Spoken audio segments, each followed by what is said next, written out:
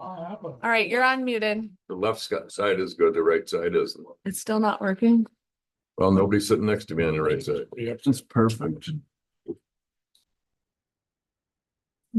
So you, Well, I reset it on this cam. Let me view all of you.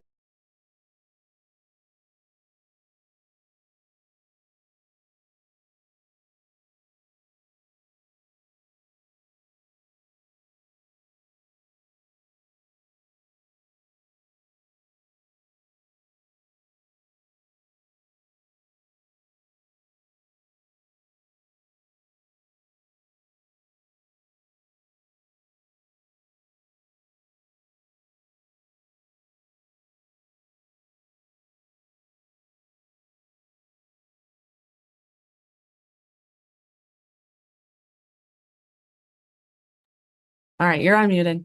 All right, well, we've taken care of the technical difficulties. Zoom. I'd like to call this meeting to order, the Benzie County Board of Commissioners. Today is August 27, 2024. We're in the Frank Walderhouse Boardroom. Roll call, please. Cunningham, Here. Janat, here, Markey, Present. Nye. Here. Roloff. Here, Bauer, yeah, I'm here too. Worsakki, Here. all present. please stand for the invocation and pledge allegiance. Dear Lord, thank you for the opportunity to serve the citizens of Benzie County. I would ask for your guidance with the decisions we'll make today. Please keep all of our public safety personnel safe and free from harm. I ask this in the name of your Son. Amen.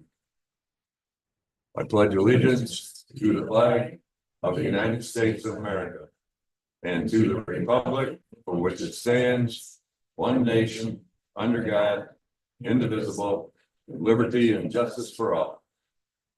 Please be seated.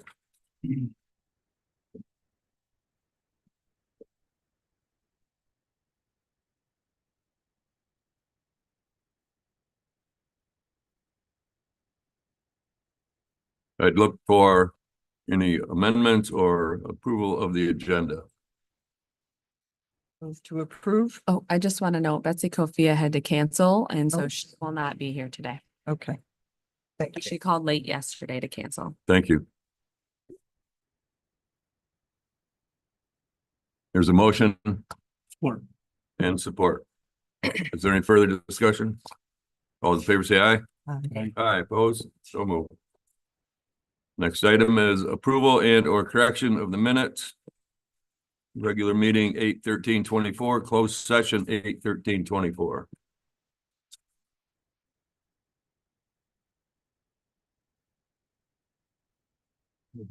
Did you? Okay.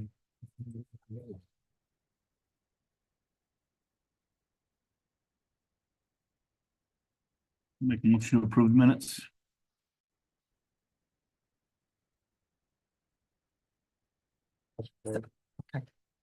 Motion by Evans, supported by Tim. Any further discussion? All those in favor say aye. Aye. Aye, opposed? So moved. Brings us to our closed session, 8/13/24.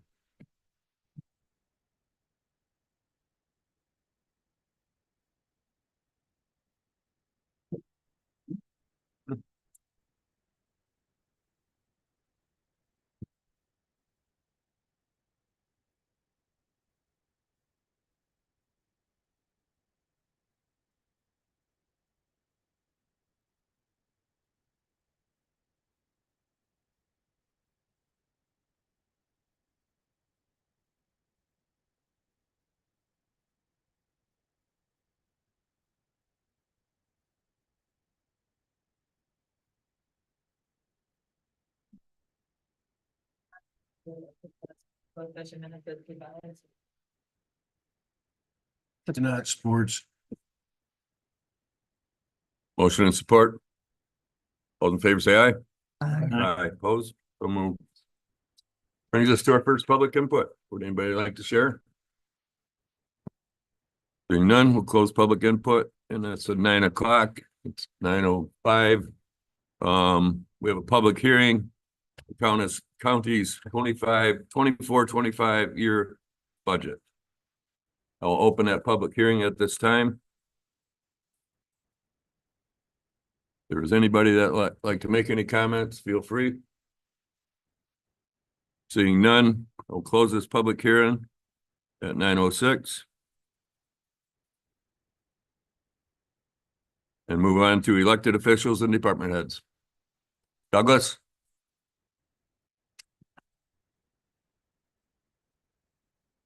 Good morning, Doug Duran with Benzie Senior Resources. Just want to thank again the community for their support of the passage of the Benzie County Commission on Aging Senior Millage. Appreciate the support. And I think it's reflection on our services and the trust people have in Benzie Senior Resources.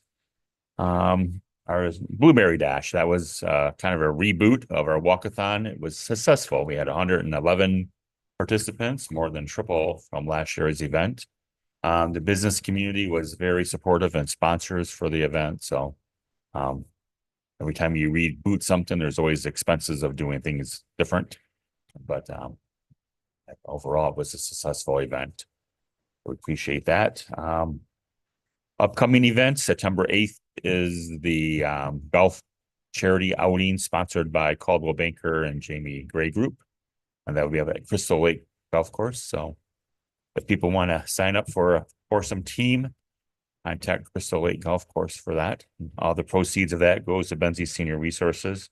So that will kind of close out our fundraising events for this fiscal year. And then September, we are celebrating Senior Center Month with some neat opportunities and different marketing of TGP, and inviting people who have never been there to come on out, and those who haven't in a while, please come visit us and see what's going on at TGP. Financial report for July was a good month for Benzie Senior Resources. A lot of it had to do with the fundraising event from the Blueberry Dash and stuff. I know the budget still ebbing and flowing a little bit, waiting on numbers from the state and Fed, especially for the nutrition programs. Still up in the air on that. Looking a little bit more better at the federal level. I know there was talk of 35% cut. Now it's flat funded, but again, that could all change in a heartbeat. But so a lot of advocacy work, both from the Home Meals on Wheels America, which we're a member of, and then advocating with both Senators Peters and Stabenow and Representative Bergman to not consider any cuts to the senior nutrition programs. So, other than that, any questions for me? Doug, I know that you rely heavily on volunteers.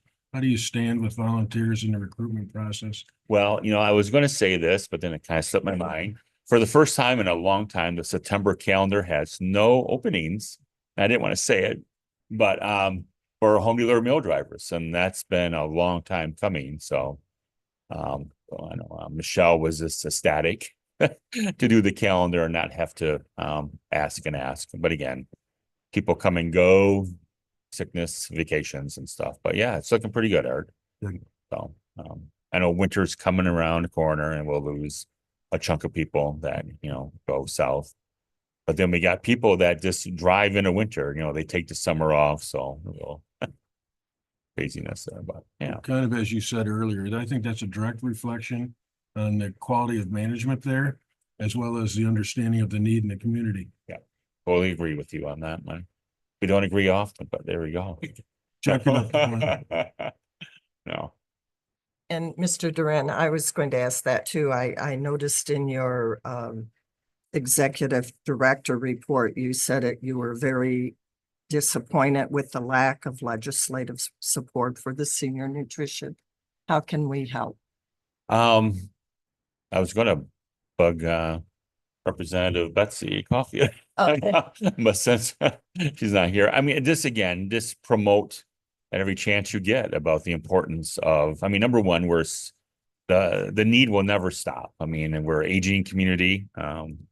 We expect always a 5 to 10% increase every year. So even flat funded is a cut for us because costs never stay the same. Okay. So when you get a chance, you talk to both state and federal legislators, always mention the senior programs, period, across the board for that. One thing that we're facing is this electronic verification visit, which was supposed to take effect September 3rd, but now it's been postponed back to the 16th. But again, this is coming from the Centers for Medicare. And so again, all of our staff now have to actually clock in on an app, via phone, clock out, put in, plus it's GPS. So, we all know Google's maps are not always accurate. So if the system doesn't pick up that they're there, the visit won't count to, Yeah. to the, on yeah. Sunday. So again, this is another added expense. I mean, to nonprofits like us. And, but yeah, we get no reimbursement for that. But again, I mean, it's ebb and flow of the reality of things. But again, it's just one of those more expenses that you don't budget for, but now you have to. Okay.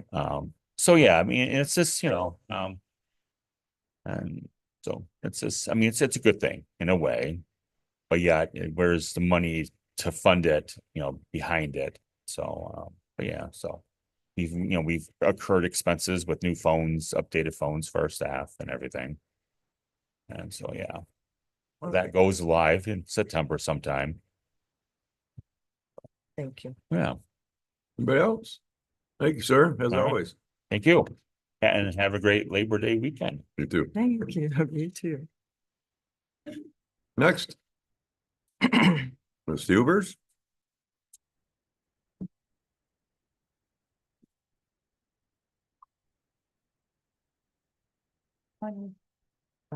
Becky Huber's Office of Emergency Management. I included a annual report in your packet. A couple commissioners reached out if there was any questions you had on that. The only changes is since I posted that to Tammy on Tuesday or Wednesday, Mhm. BSU had another call out, so we're at 11. And I had a progress meeting with the tower. And the deliveries that are gonna start bringing attention, the monopole delivery itself. The part where everybody puts it up and everybody goes, "The hell is that? We didn't know that was coming." Is slated for the end of September. With the shelter delivery being the end of October. And again, we are on schedule so far for the January or first quarter 2020. Questions? Iron Man. Iron Man is Iron Man. I heard that from somebody else too.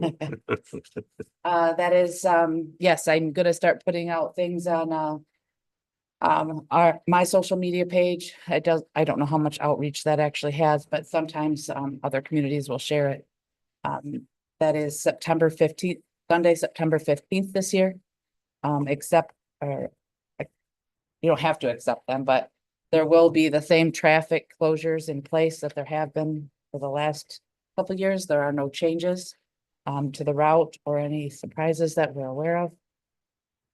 The boat launch in Frankfurt will be closed that morning for the swimming event portion, and then they try to accommodate the best they can, but it's usually not until after 9 or 10 o'clock that people could try to get in there. And I know that the fishing is in full swing right now, so it'll probably continue to be full swing September unless the lake rolls over. And that's it. Hopefully, having done this for several years, we continue to maintain efficiency and do the best we can to keep it moving swiftly. My goal always on the oversight of the project, because I don't work for Ironman, is to make sure that the community, that the things get to the community that needs to get to it, and we manage that appropriately. So there isn't any misstep. Thank you. Yes. Any questions? Yeah, I wanted to note in your report, I think it's worth mentioning that you have 5 townships that haven't responded to your hazard mitigation plan. Yeah. And I just want to call them out because it's Blaine, Colfax, Homestead, Inland, and Platte. And I thought it was worth mentioning that you say very specifically that these folks won't have the opportunity. How did you put it? I lost my spot here. Yes.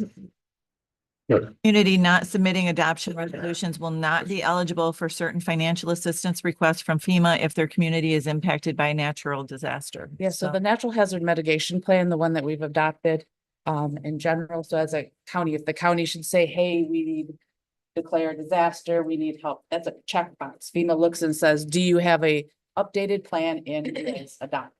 And we say yes, and we're like, we, can go through that step. Otherwise they go, sorry. So, FEMA has always been very all the buy-in, we can't speak for all of those townships, so if they don't like it or approve it, then we're not speaking for them, but it does hinder if one of those townships should have significant infrastructure issues where the county takes care of theirs, but they have some township concerns, they can't apply for any type of FEMA funds under those natural hazard or natural disasters. If that box isn't checked, they're just gonna say, sorry. So So there I still had- is a window where they can pass a resolution to be on Yes. board with this. yes, the plan is good for 5 years. I have until February, which is when you adopted it, to just take the adoptions and forward them, which is what I have been doing this whole time. After February, I have to write a special, it's not, it's extra work that wasn't necessary if we had a whole year to take care of it. So I know that there's been some township turnovers with clerks and things like that. And I've been trying to reach out multiple times, and I do reach out to the supervisor and the clerk in case there is a change or an email problem or something to hopefully get my message. I just haven't made the rounds. It's exhausting to try and get all of them. But I do go if they ask me to come and explain it. I have been to a couple places where they're like, could you just give us some more information before we adopt this and answer any questions? I will gladly do that. If there's somebody who hasn't seen it and they need me to send it again, I will gladly send it again. It costs them nothing. They're not obligated to anything. It's just checking a box that says, and hopefully nothing ever happens, but we just prepare for the worst and have the box checked. That are going, oh, now why can't we get this? We thought FEMA would just take care of us because we had a disaster in the public. Thank you. And just to remind maybe the public, it's Blaine, Colfax, Homestead, Inland, and Platte. Yeah. Have not responded, so maybe drum up some business in your townships, try to get that through. And sometimes it's reminders. Some of them I actually reached out to like for the third time and they went, oh yeah, we did that. They just forgot to send it to me. So I Oh. constantly try to, Mhm. I'll remind them that. So maybe it just keeps getting missed in an email string or something. Becky, you got my message, right? I was away and my phone was off. Cause didn't wanna. So I did talk to the supervisor of Platte Township. And he seemed to be confused about what he was supposed to do. Okay, And I told him that you would get back with him and I sent you his I contact. did receive his contact. I figured that there was a message of such. I haven't received it. Okay, He'll be call him on a cell phone because they're there on a limited basis. all right. Yes, they were all sent a template of adoption template, so I will walk them through it, no problem. Sure. I just know that they only meet quarterly and so it's hard to do. catch. And they're only in there on Thursday mornings and Okay, Anybody else? Thank you, ma'am. Have a good day. Any other public, or sorry, department heads? Brianne? Morning, everyone. Brianne Lindsay, Equalization Director. I did submit a written report for your review, and I just wanted to follow up and talk about our assessor equalization meetings that we have been having. The conversations that we're having are really kind of bringing us together as far as our practices go. And we're really excited to move forward and have these coming next November. We're going to get back together. We're talking about retiring parcel numbers, just starting all these conversations to kind of get everyone on the same page. And I just wanted to say it's going well. So I'm excited about it. Very good. What was that? Communication is good. We're improving the Yes. communication. There That's you what our go. goal is, so. Good. Right? Brian, I'm just curious.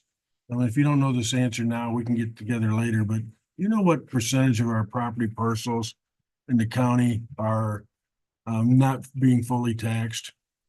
I do not know the percentage off the top of my head, but I could run some reports and get you a percentage. Well, your direction needs to come from the administrator, but I was gonna be asking you that anyway. Okay.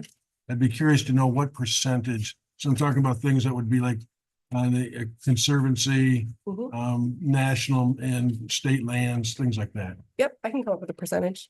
Okay, thank Yep. you. Anything else? Thank you, ma'am. Have a good day. Anybody else? I got one for you. Okay, I was just gonna, Okay, go ahead. okay. Just to let you know, I had been contacted while I was at conference on last Wednesday afternoon by Northwestern Michigan College. They had stated they had made an error on the ballot wording.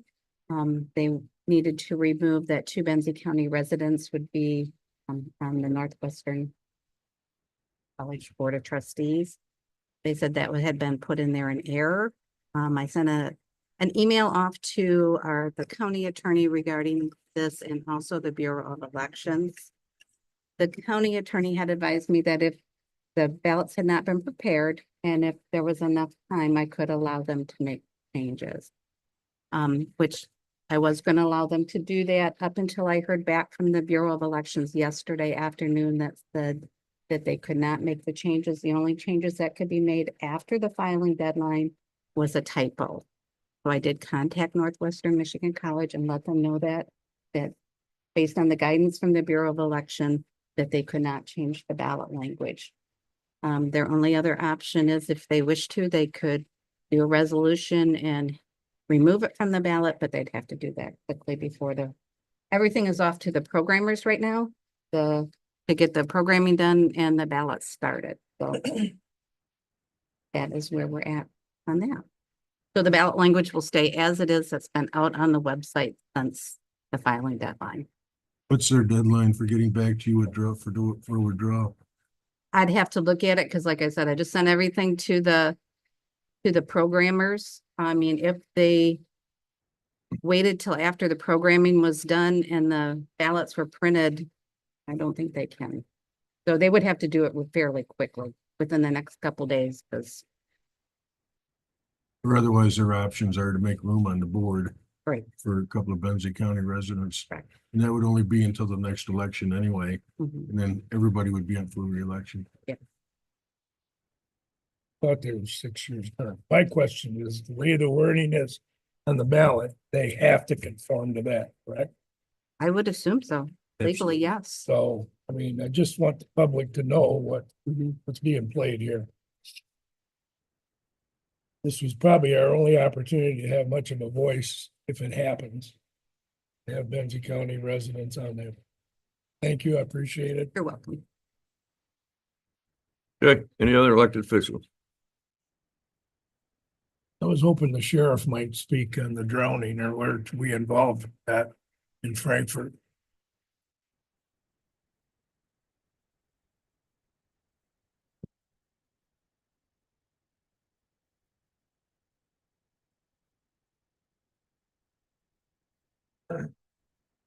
The city police handled that drowning as a report. We did go and assist, but by the time our deputies got there, it was kind of over. I did talk to a couple of, actually one citizen that was there who jumped in literally and helped, and he himself put himself in danger, but that's what I know about that. It was a terrible day. The red light was on, and as we know, people decide to do things regardless of consequences or possible risks. So I just always worry about the risks that are involved with you guys, EMS, and those kind of things. I know people make stupid mistakes. right. This And one really hurt. In this case, they Yeah. were able to get the gentleman up onto the break wall, so it eliminated rescuers having to go in the water to get him. So it kind of worked out in that way, but the outcome was not favorable, of course, but I appreciate it. Thank you. Yep. Sheriff, could you share very tactfully? Is this a local resident, out of town, male, female? I heard the him, but Muskegon area, I'm sorry, Flint area, I believe. okay. We had two things happen back to back, and I'm trying to remember which person was from where, but yeah, out of town folks visiting. It's too bad. Terrible. Thank you. While you're at the podium, if I could, we've got the ballot initiative coming up in November for the jail. I know that we're gonna be talking to our townships, but are you gonna be doing anything with your staff in terms of reaching out? Because, Already happening. Yep. okay, because that ballot, you gotta remember, that the votes start about September 26th, when the ballots go out. 40 to Yeah. 60% of the people are gonna vote at that point in time. Yep. People I spoke to about the last, the one that failed, it was the language. It had nothing to do with the price, cost. It was the language at the end where it was vague and they thought, well, I'm not paying for Frankfurt Housing or Brownfield. That's not where my money's going. I want it to go to your jail. So every person that has come to me and told me they were concerned about it, that's the reason. So, and it doesn't sound like we're gonna be able to fix that, so. No, so you all have it on your desk this morning and it's on the website as well. General information regarding our elections and in there it explains why that language is on the millage language. So share that with folks and hopefully that'll help clear the air a little bit. That ballot language is in the millage because one, when we present a county initiative forward, it has to be the same wording for everybody across the board, whether you live in this district or not.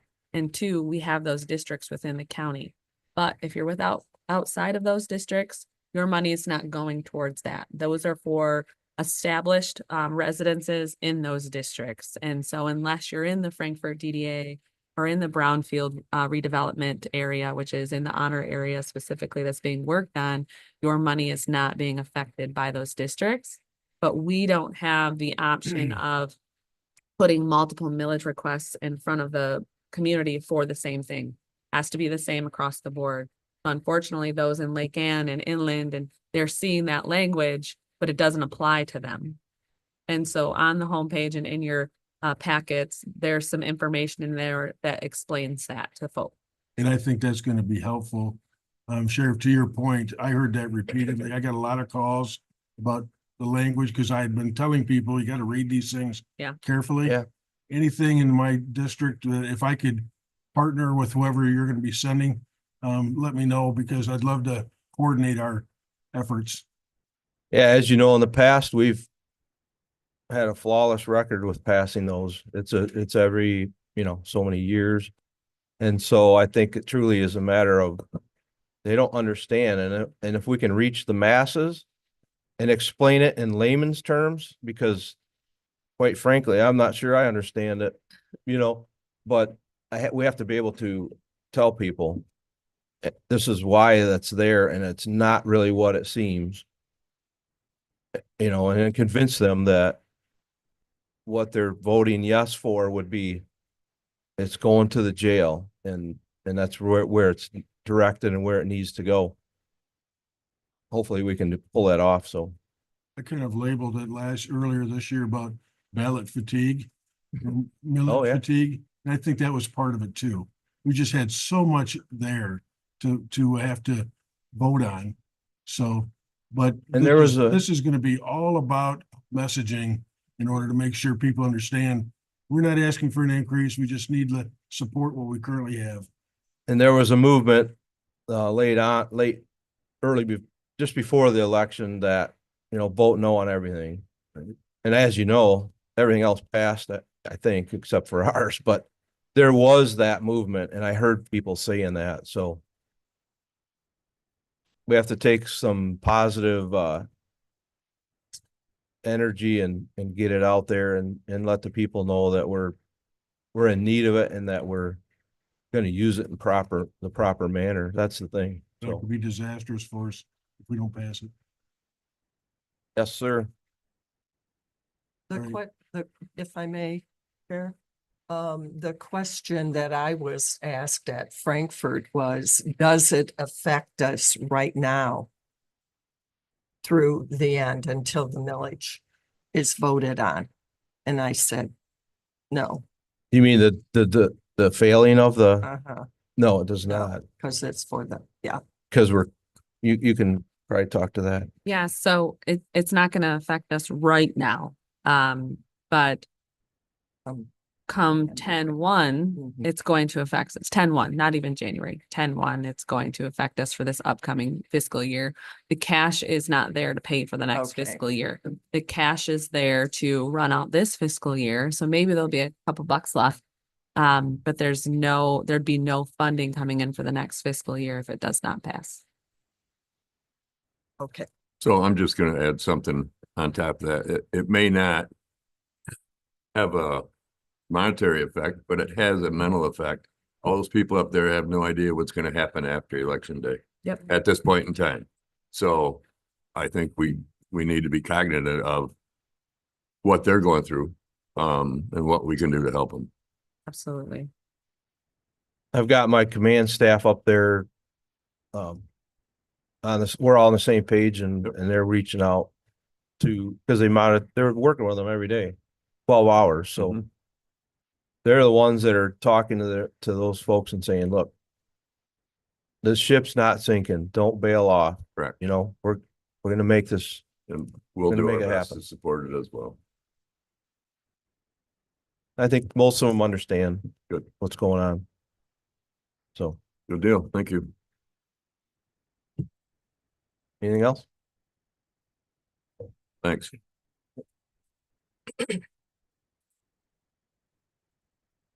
Any other elect? All right, move on to finance. Well, Good morning. I'm Susie Mills, Chief Deputy Treasurer. I'm here to present the bills from August 9th to August 22nd, 2024 in the amount of $395,069.69 for your approval. I did the AP reviews, so I'm gonna move to approve. There's a motion and support. Is there any further discussion? Roll call? Janai, Yes. Markey, Yes. Nye, yes. Roloffs. Yes. Sauer, Yes. Worsakki. Yes. Cunningham. Yes. Motion carried. Thank you. Thank you, Susan.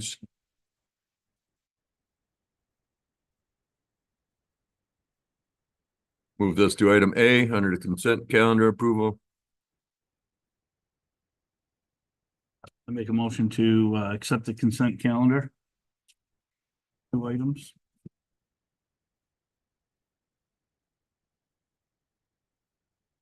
I'll support. Motion and support. Is there further discussion? Roll call? Markey, Yes. Nye, Yes. Roloffs. Yes. Sauer, Yes. Worsakki. Yes. Cunningham. Yes. Janai, Yes. motion carried.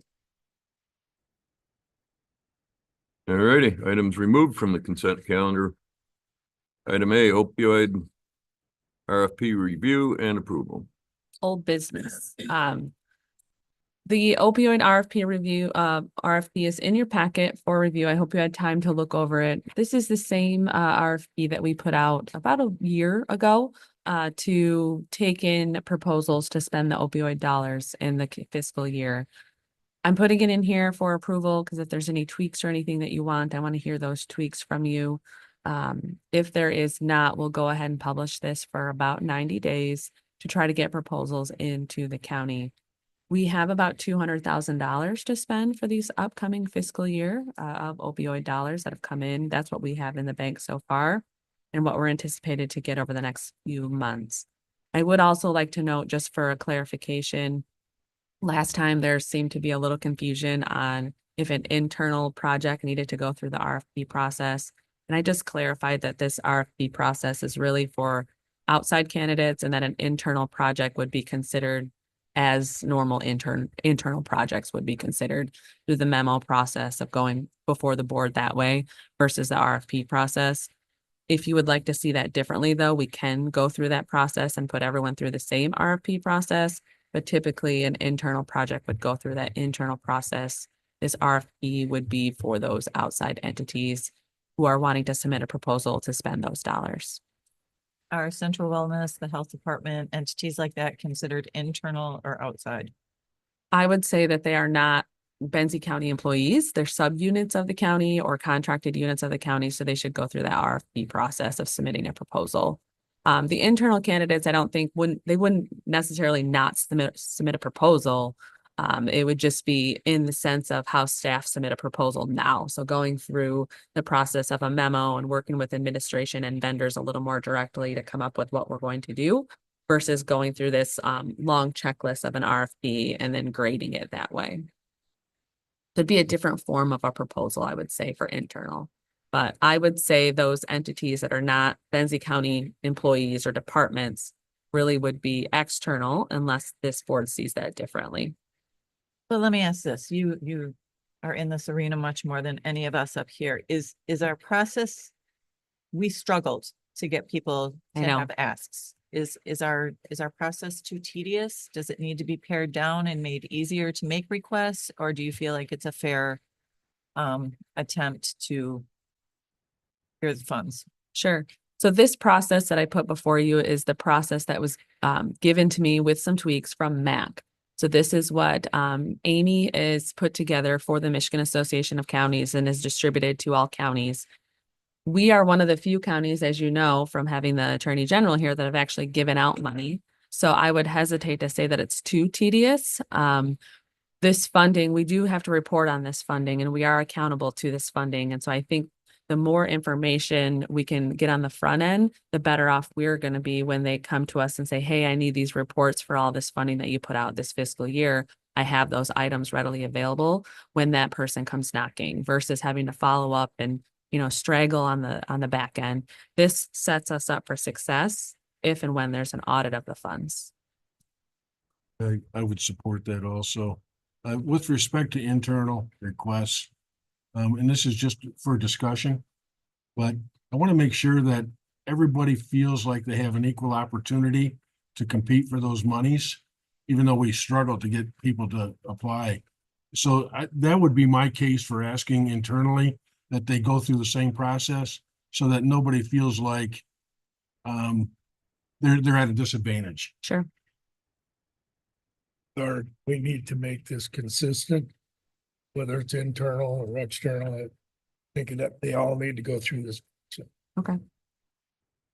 You are available to help either side, correct? Mhm. I would rather stick that way. And that's just two commissioners' opinions. I'd like to know what everybody else thinks. No, I think it bodes well for this Makes board sense. to have dispersed money. And maybe word will get out that if the ask is legitimate and supported, you will be funded. And I sense frustration. I've attended a harm reduction seminar and I sense the sense of frustration for entities that are just holding on to the money and they're not letting it get out to where it can do the most good. So we are not guilty of that. And hopefully word will get out that we are funding things that seem to merit funding. Well, and the important thing to note is we have almost double the money as we did that initial year. So there's much more opportunity to gain funds this upcoming fiscal year. And Katie, is there a limit on the amount of money that they can request, or is it just by, okay? No, the RFP doesn't indicate a limit. It does give us, it reserves the right to say that we're not going to fund multi-year and those sorts of things. Okay. But no, there's not a limit. I mean, you as a board could give it all to one project if you're, really bought into that project. That's your will. Yeah, you could potentially have something come forward that is an obvious, the greatest need for the community. And Mhm. Mhm. Yep. I think that individually as commissioners, we all attend and participate with a lot of agencies. Probably need to be more proactive about getting out there and Yeah. talking to them. But I learned in a recent meeting that I was at that over 50% of the counties in the state of Michigan haven't put one nickel out yet, Mhm. which, I mean, that money's got to get out there if it's going to be effective. Absolutely. I was reached out to by some private entities and I let them know of the RFP process. Many of those private entities wanted us to just hand over the funds. And I think that's why we didn't get additional proposals, is because there was some, requirements with the funding. And unfortunately, we can't just give over the funds. We are accountable to those funds. So I appreciate those private entities that, sent a letter that said, hey, we'll take your money, but there's some accountability standards tied to that money. And so the agencies have to be willing to also tie themselves to those accountability standards. Because at the end of the day, if we're audited, we can't just say, well, we gave it to a therapist company and I think they spend it on opioids. You know, we can't do that. We have to have programs specific, which say this money is impacting this sector of, you know, the society and all those things. And I think asking for it up front, preventing you from having to chase the documentation later. Yes. I mean, now is the time when you have the leverage. Yep. You know, that's the right thing to do. I know it sounds like it's overburdensome, but when they apply for grants, they go through a similar process, if not more comprehensive. Well, and it helps you make a very informed decision too, as a board. Those proposals really detail what the money's being spent on. So you can confidently make a decision based on those proposals without saying, well, hopefully they're going to spend it there. So if I could, I'm going to make a motion that the Board of Commissioners approves the request for proposal for opioid settlement fund eligible projects and services and directs administration to publish such document and accept proposals for a period of 90 days. Support. One question, internal staff using the RFP or not? I only heard from 2 of you saying that they would also be held to the same standards in the RFP. I think personally, it would be the due diligence of this board to make sure that all projects that are all request meet the same requirement. Agreed. Okay, Agreed. so all internal projects will go through the same process. No, that doesn't need to change this motion, correct? I think staff heard it. There's no other discussion. Roll call, please. Knight, Yes. Roloff. Yes. Sauer, Yes. Worsakki, Yes. Cunningham, Yes. Janat, Yes. Markey, Yes. motion carried. Item B, consider adapting a remote work policy. At the last study session, we presented you with a combined policy, which was remote and flexible work. We went ahead and broke those policies into 2 separate policies at the direction of the study session. And so that is what is in front of you today. First, the remote work policy, then the flexible schedule policy. I'll make a We motion, the talked about Board it of at length. Commission adopts the remote work policy as presented. Mark, you will support. Motion and support, discussion. I only have, and it's just a typo, I think. It could be. Section 5, should that be section 4, IV instead of V? You're Okay, right. just a little typo. Thank you. You're welcome. The question I had was the length of time. That's the one, or was it the flexible work? You had to be here. Minimum of 90 days or something, and that seems way too short to me. 6 months, not 90 days. Even 6 months seems too short to me. You don't even know your employees if they've only been here 6 months. I think a minimum of a year, but that's just my consideration. And Gary, I understand why you would say that for the very reason you don't know your employees yet. But there could very well be a position that we're not even aware of today that we hire specifically to work remotely. And you know, so we don't want to box ourselves in too much. And again, it's a position I can't think of at the moment, but potentially. Well, yeah, I could think of something like an IT person. You know, as the staff gets more comfortable with working with them, they could potentially be working remotely. But I know that you've vetted this through a lot of people, Yes. but my concern or hesitation is being able to defend this if an employee feels like they want to take advantage of this, but one coworker can and another coworker can't. Reassure me that we can defend that in court. Sure. So to get to the 6-month piece of it, the 6-month kind of timeline there is applicable in other policies when it comes to probations and time off. Typically, a probation period is 90 days or 6 months. When it comes to obtaining time off, 6 months is kind of when you start to get some of your time. So we're just kind of keeping that timeline consistent throughout all the policies is why it's the 6 months. Now, defending this in court per se, you know, a policy is a policy is a policy. We put policies in place to protect Benzie County. Without this policy, we would have worse time trying to defend it in court because there's no policy and people can arbitrarily say, you get to work from home, but you don't. You can some days because I don't really like you. You know, that's a problem.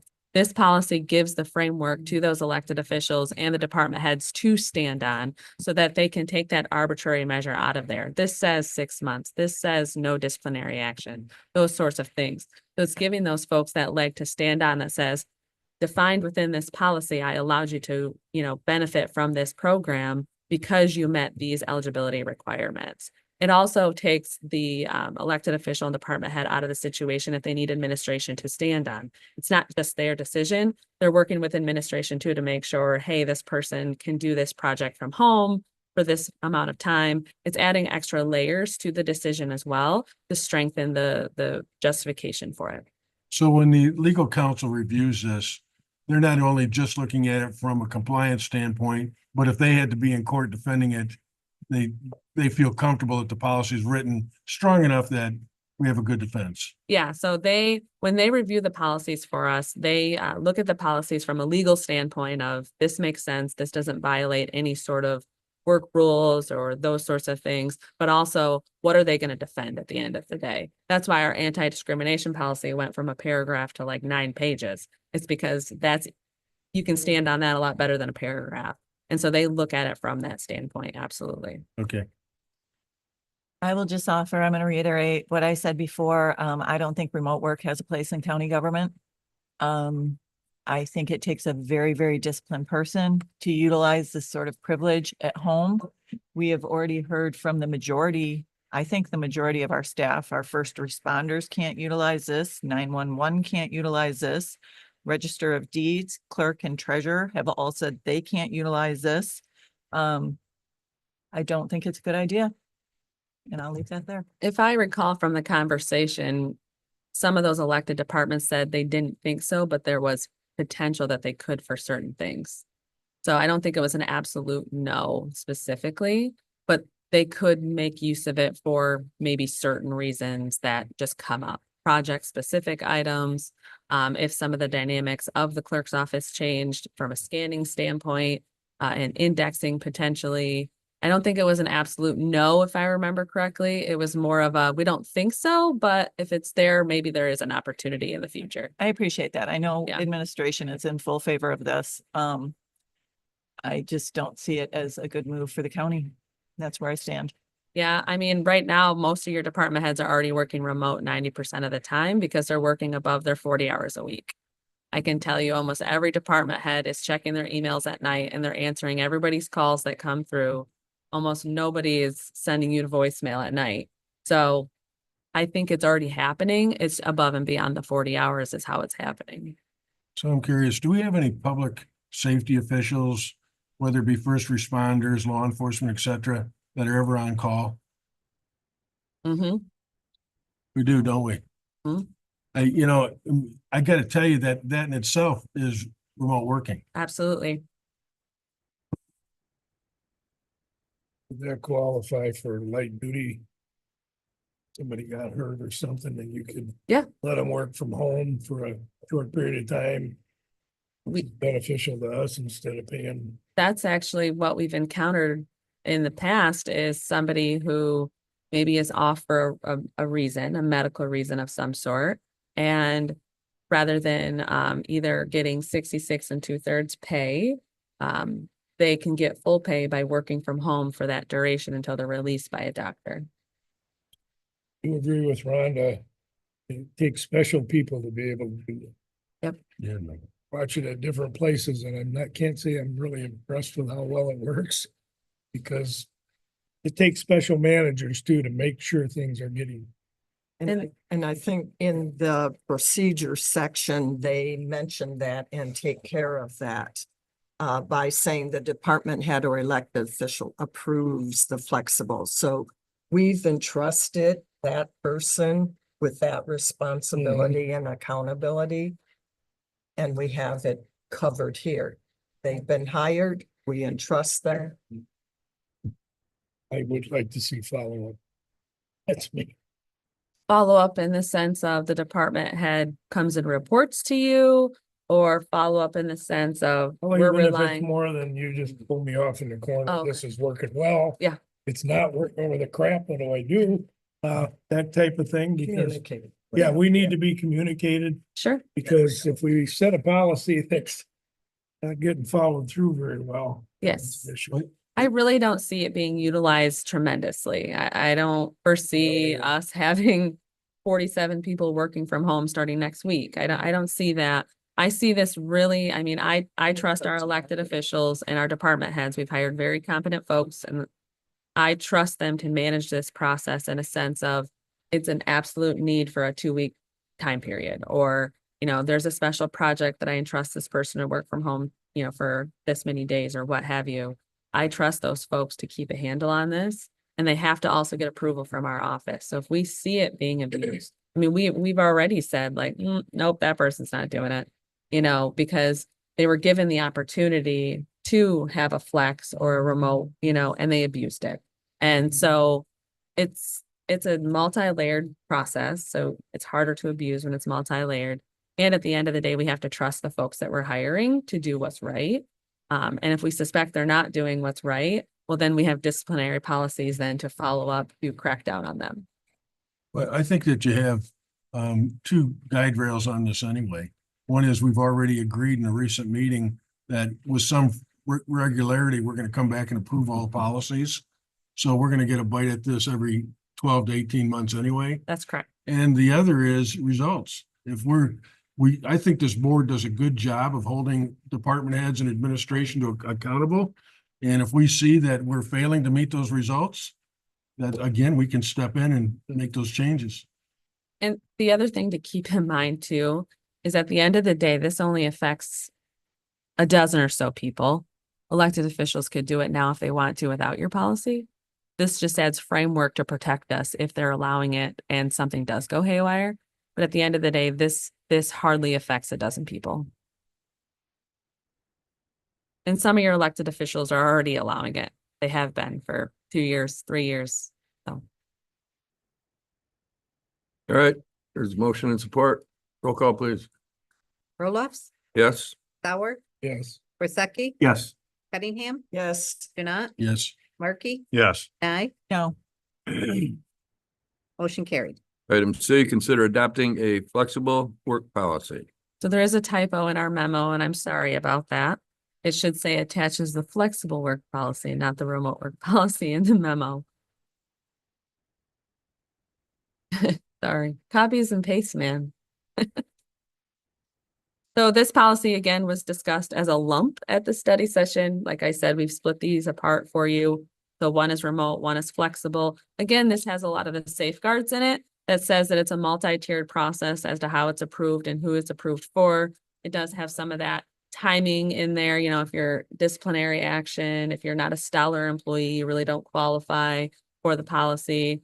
But this is allowing for some of that flexible schedule in the sense of 4 10s, 9 8s, or say you leave an hour early because you have to go to the dentist. The next day you may come in an hour early, or, you know, work through your lunch the next day, or work through your lunch that day and leave a half hour early. That's really what it's saying. It's allowing you to flex that time in the day. The offices are still expected to be open according to what's posted out front, even though we exceed those hours to begin with. So that's not an issue. The offices are still being open. It's just allowing some flexibility in that time. If you have to leave for some personal reason or what have you, you can work through a lunch or something. Especially for those new employees. Our new employees don't really get a ton of time off. And so, especially for those newer employees who maybe don't have much time off, but yet they maybe have needy children, this allows them to kind of flex some of that work so that they can still meet the needs of their family as well as meet the needs of the county. I can make a motion that the Board of Commissioners adopts a flexible work policy as presented. I'll support. One question. There a minimum, there it is. The 2-hour minimum. Be able to go to the dentist or the doctor or whatever, something like that. 1/4 or of is an there- hour. Sorry. A lot of places I've worked, you know, like, where I worked, I had to take the full 8 hours off or whatever that was a day. Okay. But some of the folks that were hourly were allowed to take a 2-hour segment. I don't know if we have that. Was that in there? I thought I read it, but maybe not. Like you had a dentist appointment down here No. 2 hours off or no? No, it's whatever you need. So it's in increments of 15 minutes or 30 minutes. It's not 2 hours at a minimum. We do round in increments of 15 minutes around here. But no, the 2 hours that maybe you're thinking of is, say you're working a 4-10 schedule, so you're working 10-hour days, but on a 10-hour day, on a Monday that you should have worked 10, it's a holiday, so we're closed. So you would you'd get 8 hours of holiday pay, not 10 hours of holiday pay. That 2 hour difference you have to make up, whether it's PTO or working additional time in the office to make up those 2 hours. So that's where the 2 was specifically called out, and maybe There's that's nothing was- in the union contracts for a minimum on a time. You can do increments of 15 minutes. I've never seen it in any of the union contracts. That to me was confusing. The union contracts have the increments of time off, yes, 15 or 30 minutes. But that's just saying we're rounding, so you're not leaving 27 minutes early and getting paid for 27, not getting paid for 27 minutes. It's 15 minutes, 30 minutes, 45 minutes, or an hour. It's a rounding function there, which Not trying to confuse you. I'm just trying Yeah. to make it easier. and legal has advised us we should always be rounding to the 15-minute or the half-hour increment, not 6 minutes and, those sorts of things. Well, let me ask this, is there an understanding for the employees or the people who don't want to go run down to Beulah and get a sandwich for lunch and they prefer to have a salad or a sandwich at their desk? Is that entitle them to leave an hour early every day? Because technically they've been working through their lunch, having their lunch at their desk. I mean, what is the understanding of how that falls within the scope of this policy? So really that falls down to the department head and the elected official to manage their office specifically, to encourage you to take a lunch or what have you. A staff person can't just do that. They have to get approval from their supervisor to do something like that. The exempt employees are doing it every day. The department heads who are salaried are doing it every day. And they're just not getting paid that extra time. Your hourly employees, if they're doing that, that's a management problem that we need to work through separately to manage your staff better. We can't just have crazy amounts of overtime all the time because, we feel bad saying no. It's a management issue. Your department heads are already doing it and they're not being paid a cent for it. This is allowing them the flexibility now to maybe take an afternoon off because they've worked through lunch because they couldn't get away. A lot of times the department heads can't get away from their desk because the demand is there for their time. So this is giving them that flexibility to say, hey, I'm buzzing out early on a Friday. I've worked through all 4 of my lunches. Is the office covered? Yes. Have a great weekend. It's adding that process in there for them so that it's not so arbitrary. And it is an understanding based on state law that to be eligible for overtime, you have to have 40 hours worked in a week, right? Is that correct? That's It's based on our policies. Yeah. So so it's different all over the county because we have, say the deputies and the corrections who are on 84s. They don't get overtime until after 84. So I didn't think policy could override state law though. And I thought it was state law that it was 40 hours worked until you were eligible for overtime. Unless you have a policy that's different, our union contracts override state law. Those groups have agreed to a straight 84, so they don't get overtime until after that 84. They've agreed to that as a bargaining unit, so they then trump state law per se. And outside of union contracts, which I assume have been attorney reviewed, are we imposing a 40 hours worked before eligible for overtime? Yes, so our policy states 40 hours for non-union, non-elected, non-department heads, but some union contracts indicate after 8 hours in a day, some union contracts indicate after 10-hour days. So it just depends on how the policy is written. Ours is set up for 40 hours for this particular group that applies to this policy. So yes, you're correct, 40 hours. A couple of questions on this. I'm gonna go back to something that Rhonda said about in your response about using lunch hours. I'm a little confused about that. So if we have an employee that chooses to stay at their desk and they're gonna eat while they're performing their job, potentially they could be asking to leave an hour earlier at the end of the week. Is that right? Or the day. Or the day. Yeah. But is that a decision they're making on their own, or do they have to have gotten that approved by their supervisor? They have to have gotten it approved by their supervisor. They can't just, peace out, I worked through my lunch. No. Their supervisor has to agree to allow them to leave early if they've worked through their lunch, or to leave early just any time. And apparently legal counsel in their review didn't see where this would be challenged if an employee's, again, using the same example, and the employee says, oh no, I worked right through my lunch hour. I'd see that problematic. Well, and that gets down to an employee management issue again, and a supervisor issue there.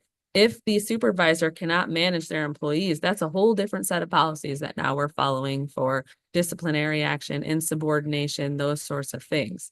We have to rely on our department heads and elected officials to manage their offices in a way that's conducive to the operations of the office. If they're having a spat between their employee, they can always come to us and we'll help them through that spat. We've done that countless times specifically. But when you say, if an employee takes the liberty to work through their lunch and then assumes that they can leave, well, how do you challenge that when now you're not following the orders of a policy that you're signing to and adhering to, as well as not communicating with your supervisor, which is then a disciplinary action item. I just want to make sure those employees aren't confused about that. Right. Because I'm willing to bet we have a number of employees that work right through their lunch hour and are eating while they're working. You know, I see that as a positive, by the way. See people that they're committed to getting the job done, but I want to make sure there's no confusion about that. And also, you want to respond to that? Yeah, I would say the number of employees who are working through your lunches are your exempt employees. They're not your hourly employees. Very rarely does Kelly have her folks work through lunch. Maybe when it's, the Super Bowl of Treasure in the March time, yes. But she's not. Tammy, same thing. You even ask her every time we change a schedule, does this work for the lunches for the ladies in the office? It's usually your exempt employees that are working from lunch. Very rarely are any hourly employees working through their lunches. That's why we took such pride in creating a break space for all of our hourly employees. It's because we know they're very, very good about taking lunches. We use a manual time card, or they clock in and out on the PC. There's no clock in. They just simply put their hours worked into the timesheets for BSNA. So my question for you, and I realize you're trying to follow a practice we already have in the 15-minute increments, but that seems like that would be difficult to manage. 15-minute increments. And just as kind of a point of clarification is typically when someone's making up time, they typically, most employees get an hour lunch and they will switch it to a half-hour lunch. Yeah. So it's something as simple as that, where instead of taking lunch from 12 to 1, they take lunch from 12 to 12:30. And instead of putting 8 hours on the timesheet, they put 8.5 hours and put a note saying, worked half an hour for your lunch. Yeah. Okay. And I know this is beyond the discussion, but have we ever considered using a clock-in process over the computer? Not that I'm aware. Maybe pre-me, there was a clock, was there? Okay. At one time, we had ADP Uh-huh. as our payroll system. Yeah. It did not work. There was where people would put their finger on it to like Oh, check yeah. in up at the sheriff's department, or you'd have to go into your personalized computer and check in that you were in, and that's what time it would document you as coming in. There was issues with the parameters that was set for the employees, because some like to come in early. So they go ahead and clock in. Well, they're really not working.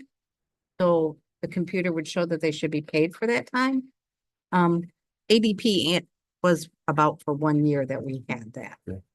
I don't want to get off the mark here. I just was curious. Yeah. Yeah, BSNA is really user friendly. I check timesheets every pay period, and generally speaking, they're very. I mean, when you get around holidays, that's when it gets a little tricky, but outside of that, the department heads and elected officials do a great job reviewing the timesheets before they even get to me, and then are very responsive if I notice anything sort of discrepancies. So I think the current process we have in place is very user-friendly and helpful. So I don't think I think switching to a time clock would make things more complicated. Sure. I can give you one description of how we do use it with the courts. When we're in court a lot, if we're in a jury trial or a bench trial, sometimes we only get like a half an hour before we have to go in. So whoever is attending that hearing may have brought their lunch and ran out quick and grabbed something, is eating it. But really, they're only gonna end up with like a 15-minute, half-hour lunch. So within that 2 weeks' time, if they have an appointment or their children have an appointment where they have to leave a little early, then they'll use the time that they worked over towards the time they had to leave early. That's where we run into it a lot, is with the court. Yep, sounds like it's working now. The other thing about the time that clock in system, a lot of us have offsite meetings. And if we have to log onto a computer to clock in, well, now we're not clocking in because we had an offsite meeting. But that's an issue too. Yep, I didn't want to get too far off in that discussion, just asking. On this flexibility, the way I understand this, this would really only apply to people that are hourly employees. Because if you're salaried, you're salaried. You're getting extra pay. Well, in the real world, yes. But there is a lot of the same look down the nose at salaried employees for flexing their time. Mhm. So this adds some framework to that. So maybe there's nobody looking down their nose at a salaried in person who maybe worked 14 hours on a Saturday, who's not coming in on Monday and part of Tuesday. We're not being looked down at, is kind of, so it applies to both. It does. And I think it's beneficial if you typically are called out after 5 PM for your position to be able to work 4 10s and then have a Friday off. They'll be available because you're a salaried employee, but most of the time, the expectation is that you're not in the building. But you're available, you've been available till 6 or 7 PM during the week, and you've had to utilize that time. So I think that it's great to have the kind of flexibility. So some of our employees aren't working, 96, 100 hours. I like it Because it time sheets and happens. employees to have that. I know I've Yeah. always been salaried, so I Yeah. understand salaried position. Yeah. And we know salaried positions is 80 is the minimum per se, but we shouldn't abuse our employees also. But that's where I wanted the clarity on this, that this would be really for salaried and all employees. Yeah, I mean, elected officials, again, can take it or leave your policy to begin with, and they can allow a flexible schedule if they want to. The courts don't open till 8:30. That's the judge's decision. No courts are here before 8:30 typically, except Wally, he's always here. We're open at 8. But you're open at 8 because you have other clerk duties as well. So, but your court people aren't here till 8:30. So, it's already happening in parts of the building anyways, because elected officials in courts are different and they can do things differently than everybody else. So this provides framework, which then protects the county. It also then applies to all those non-elected folks as well. Everybody done? This is a roll call vote. Sauer, Yes. Worsakki, Yes. Cunningham, Yes. Janat, Yes. Markey, Yes. Nye, Yes. Roloffs. Yes, Motion carried. Thank you. thank you. Moving on to new business. Item A, consider approving the child care fund for state submission. Just like every year in the past, you see the child care fund before the full budget adoption, and that's because of a timing issue with the state. We have to apply for the funding for the child care fund through Lansing, and they require the budget that's being submitted with the application to be approved by this board. So it's done a little early because of state timing. This is the budget that was presenting to you by Carly Bailey about a month and a half ago, where you guys went back and forth and asked her a lot of questions about the child care fund. So that's what's in your packet today for approval in the total amount of $480,700. Commissioner Janat, I did touch base with Carly yesterday on what we thought may have been a typo, and I couldn't remember. It was not a typo. That line in the budget hasn't been utilized in quite some time. And so Carly felt very comfortable to bring it way down because it hasn't been utilized. And so she foresees it probably not being utilized in the future. And so that's why the one housing line was brought way down from $8,500 to $850. So I appreciate you doing the research, but the amended budget still has 8,500 in there. Have they spent 8,500? They haven't spent a penny. Oh, Yeah, so original budget and amended budget is original budget's what you started with. Right. That's what everybody, that's what you approved. right, The amended budget is where it stands today. okay, Well, it hasn't been amended, so what you approved back in last September is still carried over. gotcha. Okay, so you've answered my question. Thank you.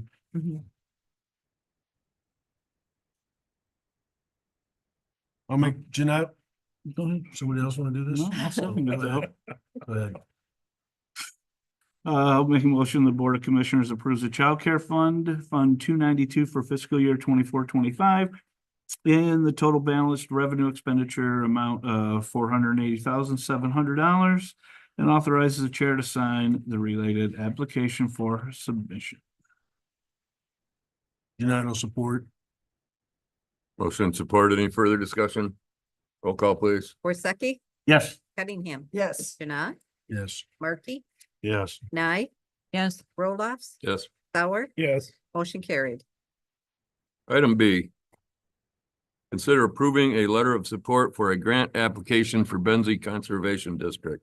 On your desk this morning, I passed out an updated letter of support. A couple of changes were made to that, one being that the letter was written in first person as the chair, and so we updated that to be on behalf of the board so that it was a little more clear that it was the board's voice. We also tweaked some other wording in there just because it seemed to be a bit agenda driven and how things were worded. And so we tweaked it to be a bit more generalizing for the county as a whole. There is no monetary commitment with this grant. This is just supporting the application for Conservation District to the Rotary. I did touch base with the Conservation Office, and this is they're applying for $150,000 to Rotary for this grant. So again, this is just supporting their efforts and supporting their vision, but there's no monetary commitment here. I'll make the motion that the Board of Commissioners authorizes a letter of support for the Benzie Conservation District's Rotary Charities Grant. Support. You want me to say and authorize its chair to sign? Yeah, you probably should. Sorry. Add that, please. Motion and support. Is there any further discussion? Roll call, please. Cunningham, Yes. Janai, Yes. Markey, Yes. Nye, Yes. Roloffs, Yes. Sauer, Yes. Worsakki, Yes. motion carried. Item C, confirm approval of emergency repair to the jail roof. There was a leak identified in the jail roof that happened to be in what used to be the central dispatch unit area there. So thank goodness it became apparent after all the technology was ripped out of that room. So that was a blessing in disguise. But this leak obviously is an emergency situation. And so the leak was identified and the undersheriff worked with the maintenance coordinator to get proposals to fix it. That went before the Buildings and Grounds Subcommittee, who agreed to authorize an emergency fix of this leak. And so I indicated to the undersheriff to move ahead with that fix immediately. And so what's in front of you today is to confirm my emergency authorization, which is our policy allows for emergency authorization as long as you're confirming that approval later. If you were to say that what I did was wrong, well, that's a disciplinary issue that you have to take up with me. But you give me this authority and policy, and to me, a leaky roof is an emergency. So I'll make the motion. The Board of Commissioners confirms the emergency approval of the repair of the jail roof by Bloxam, not to exceed amount of $12,130 with funds available in the jail fund. I second. Well, how did you know it wasn't gonna rain for 2 days? okay, so I'm gonna go be a weather person next, and So you can be wrong most of the time. I do have a question. Is there a defined time limit for the workmanship that they've done in the contract? Like it's guaranteed, Oh. not just the supplies or the roof, uh, but the workmanship, sure, I will. Sorry, the labor. the labor. Yeah, Thank you. I will see if the sheriff has an answer to that specifically. I'm not aware of anything I think that's specific good. as far as like, outside of a certain time. I think that's a good thing to include. Yeah. To say, 4 years on labor You're or not gonna get 4 workmanship. years, or but you might whatever. get A year. Yeah. Well, I got 4 years, but Did you? Wow. I just Mhm. think it's a good thing to include because Mhm. Yeah, they'll say, oh, the tile is 30-year, but yeah, but how was it installed? so the roof that's up We know there, from Windows. this and is all the kinds of- original roof that was put on the jail in 80, isn't it? How old is it? Second roof in over 40 years. So, and it's the same company who did it last time. Box and So, bill. yeah. Just as, okay. You know, that's a reasonable question to ask, but like in the state of Definitely. Michigan, under new construction, it's automatic that it's a 1-year warranty for labor. Mhm.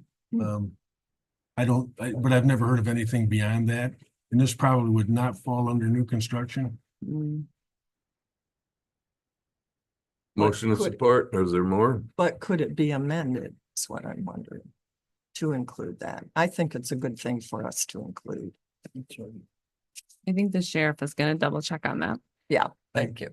I understand this, but even, I don't think this decision was made exclusively by the administrator. Looks like Buildings and Grounds looked at it Mhm. and it's a good thing to put out there. But I don't want to second guess them at this stage.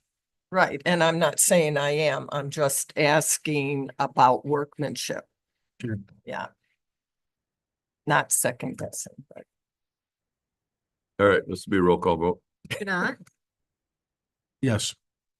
Markey, Yes. Nye, Yes. Roloffs. Yes. Sauer, Yes. Worsakki, Yes. Cunningham, yes. motion carried. Item D, confirm approval of replacement of employee entrance at the jail. This is another item that went before the Buildings and Grounds Subcommittee for approval. The replacement of this door has been kicked down the road a few years in a row now because other more pressing maintenance items were needed at the time. So we're to a point though that this door just absolutely needs to be replaced. This is the rear door to the sheriff's office that the employees tend to go through specifically. And so the Buildings and Grounds reviewed the proposals as well, and they agreed to move forward with Twin Bay Glass and Johnson Controls, who will put the door in for $12,500. And again, there are funds already available in the capital projects fund. So this was funded on the capital plan. I'm going to move that the Board of Commissioners approves the Twin Blade Glass and Johnson Controls quotes to not exceed $12,448.99 with funds in the Capital Improvement Fund. Markey will support. Motion and support, further discussion?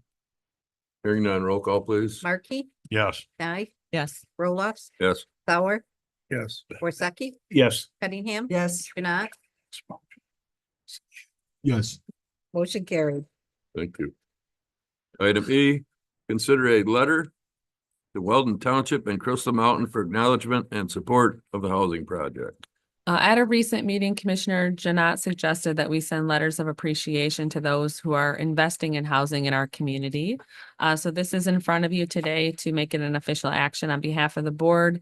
I would like to expand that to Frankfurt Area Community Land Trust as well in the city of Frankfurt, because they've also made significant investments into the community to expand affordable housings in Benzie County. If the board would like me to draft those letters for Bob's signature, they would need to take action for that today. I think the idea behind this is because Weldon and Crystal Lake really stepped outside of the box that they're used to being in to allow for affordable housing investment in that area. And so the idea is to recognize their out of the box thinking, as well as the city of Frankfurt with their community land trust ideas, out of the box in the grand scheme of things. And so to just recognize their significant impacts they've made on our community. So that's exactly the reason why. And with those inclusions, I'll make the motion unless you wanted to. Okay, I'll make the motion that the Board of Commissioners authorizes a letter of appreciation to those agencies investing in affordable housing in Benzie County with the chair to sign. I'll support. I think it's Motion and great. I think appreciation and gratitude is always a good idea. I think the problem that you run into is forgetting people. That's no So- worry. Habitat for Humanity, Homestretch. Even the land bank makes significant efforts to partner with people. So I just want to make sure that we're Mhm. not leaving anybody out. Well, let's talk about this list right now, so I don't.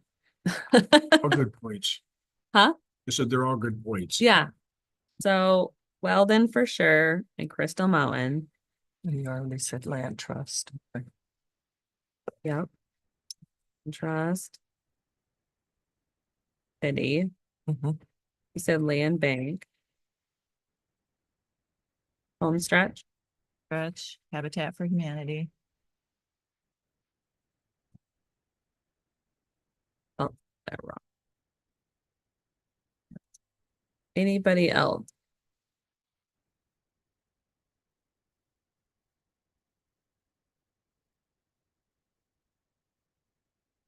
That it? Get that done. Top of my head. If something comes up, we can get back with you. Yep, I'll try to get those letters together for Bob's signature here soon. All right, any other discussion? Roll call. Nye, Yes. Roloffs, Yes. Sauer, Yes. Worsakki, Yes. Cunningham, Yes. Janat, Yes. Markey, Yes. motion carried. Alrighty, move on to committee appointments. We don't have any. Commissioner reports. I'll be brief.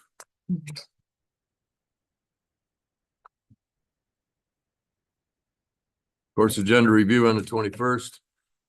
I was asked by Coho Festival if we could put a Veterans Affairs float trailer in the Coho Festival parade, so I pulled that together. I'm not sure how many folks we had on it, but it was quite a few, 10 maybe, Gary, Yeah, probably. or 10 or more We'll get possibly. by the candy. then. Yeah, I know, but some of the guys brought candy to throw for the kids. We were able to slip in the number 2 spot, which was kind of nice being up front. So my hat's off to everybody that helped, and Honor and the Coho Festival people themselves. I did notice on my way out, so that was South Street down through Honor and then come back around the back. When I left, a lot of the other activities for the Coho Festival was up at the ball fields. And there were at least 100 cars up there. So congratulations to the folks from Honor.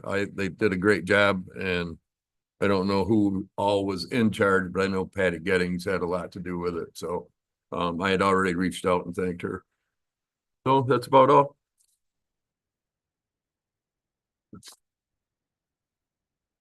Move on to Commissioner Janat. Sure is. So my report's in the packet for you, and the only thing that I want to highlight on here is the issue of kinship. We've had a lot of discussion about that, either privately or as a group. And the bottom line for me on this is that kinship, I believe, is being overlooked at the state and federal level for funding. That these families that are not financially anticipating having to raise children typically at a retired age, need some help just as a foster parent would.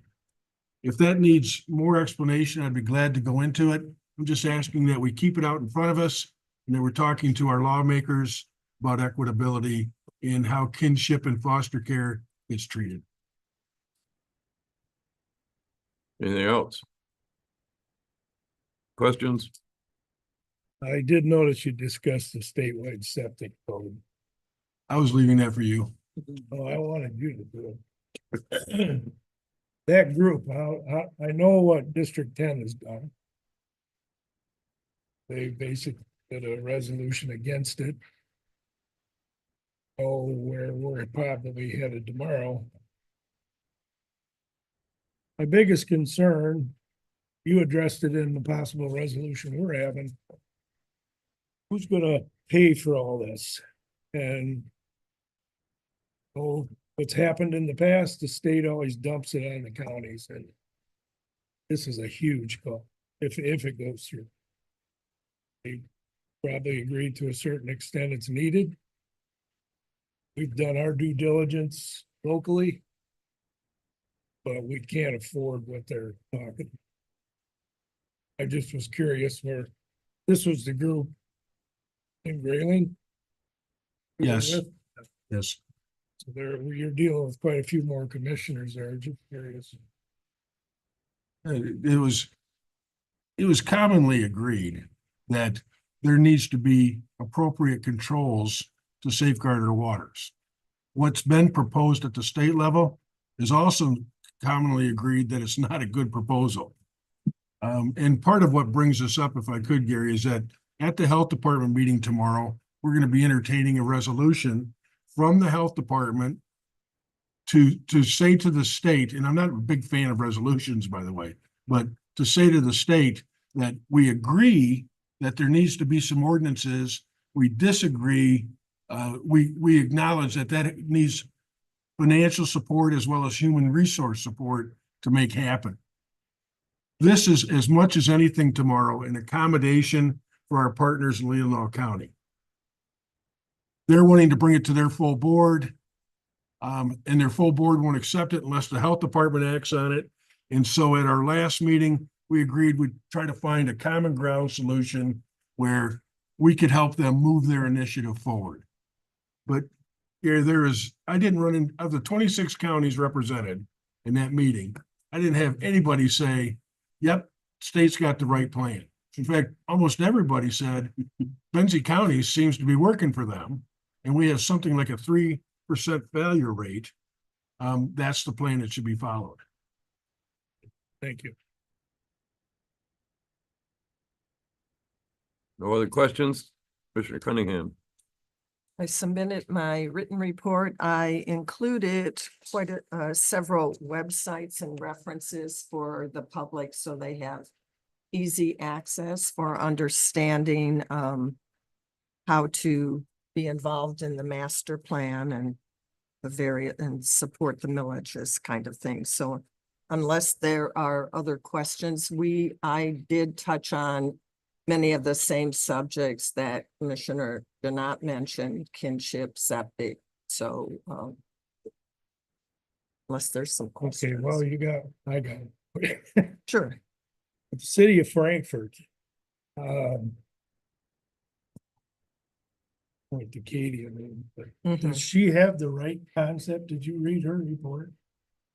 The mayor. Because Frankfurt? the mayor said She believes a lot of the responsibilities of county. well, that she's communicating with Katie is what she told me directly. Are we, Down on the city, discussed the recycle location. Her understanding is they've donated the property. The management of the site is the county's.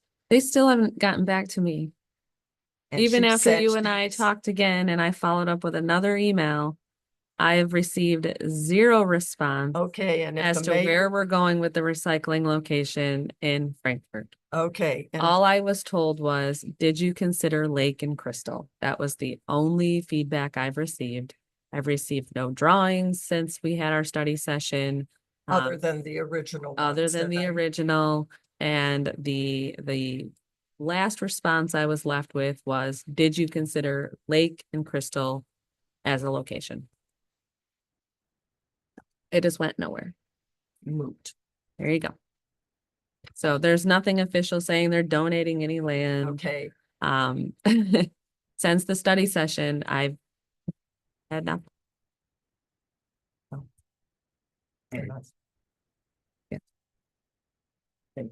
All righty, thank you. I do have, Karen, a question for you. Airport Authority, what's the last meeting that you attended with them?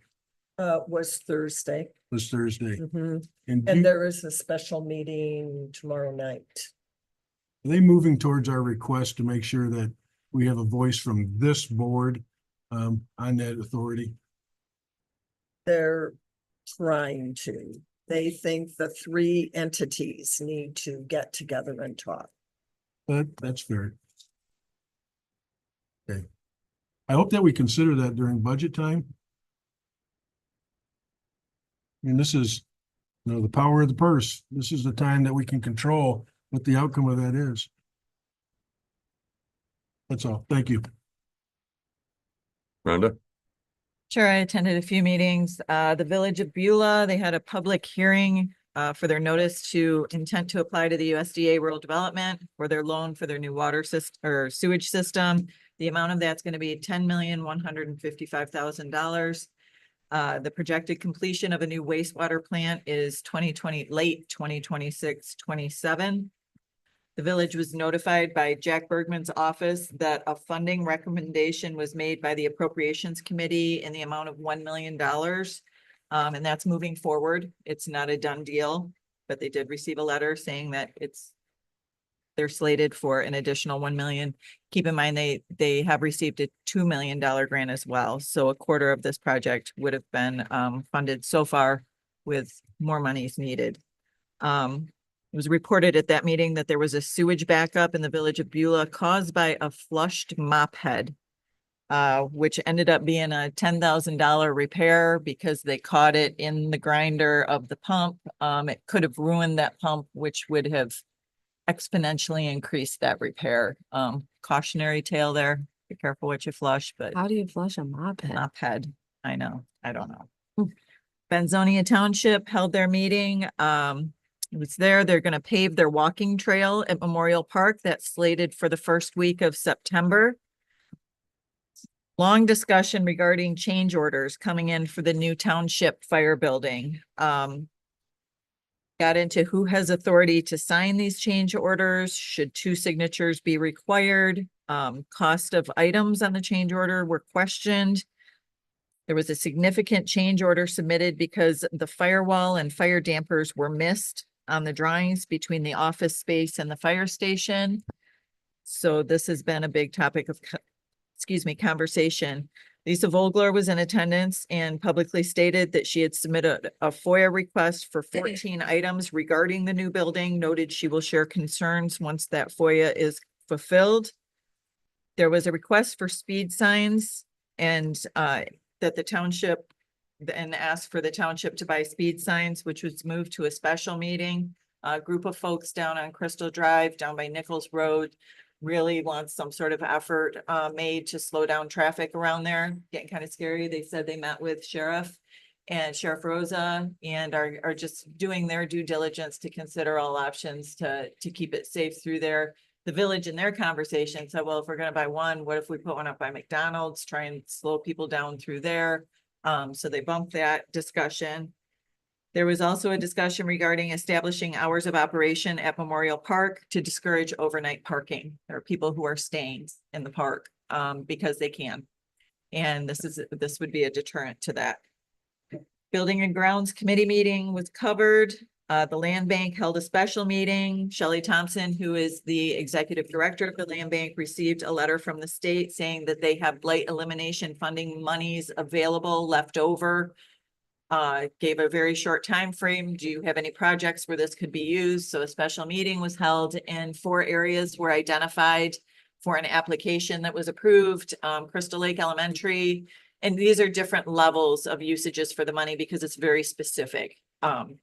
What it can go for. So Crystal Lake Elementary, the old bus garage, Fusion in Frankfurt. Apparently there's a roof issue there, and the bus garage next to the old high school. I attended the special meeting of the village of Benzonia. First topic on that agenda was the fire chief.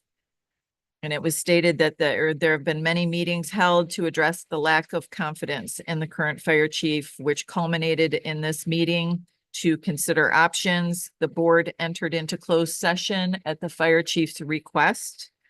And ultimately, the board entered into a new 1-year contract with the current fire chief with quarterly reviews written into the contract.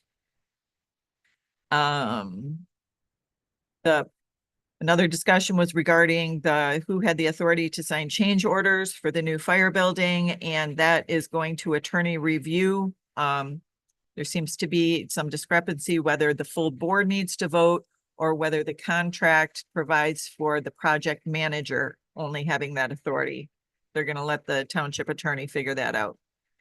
Park issue was discussed. The hours of operation will be posted. The township approved 2 speed signs to be used at different areas.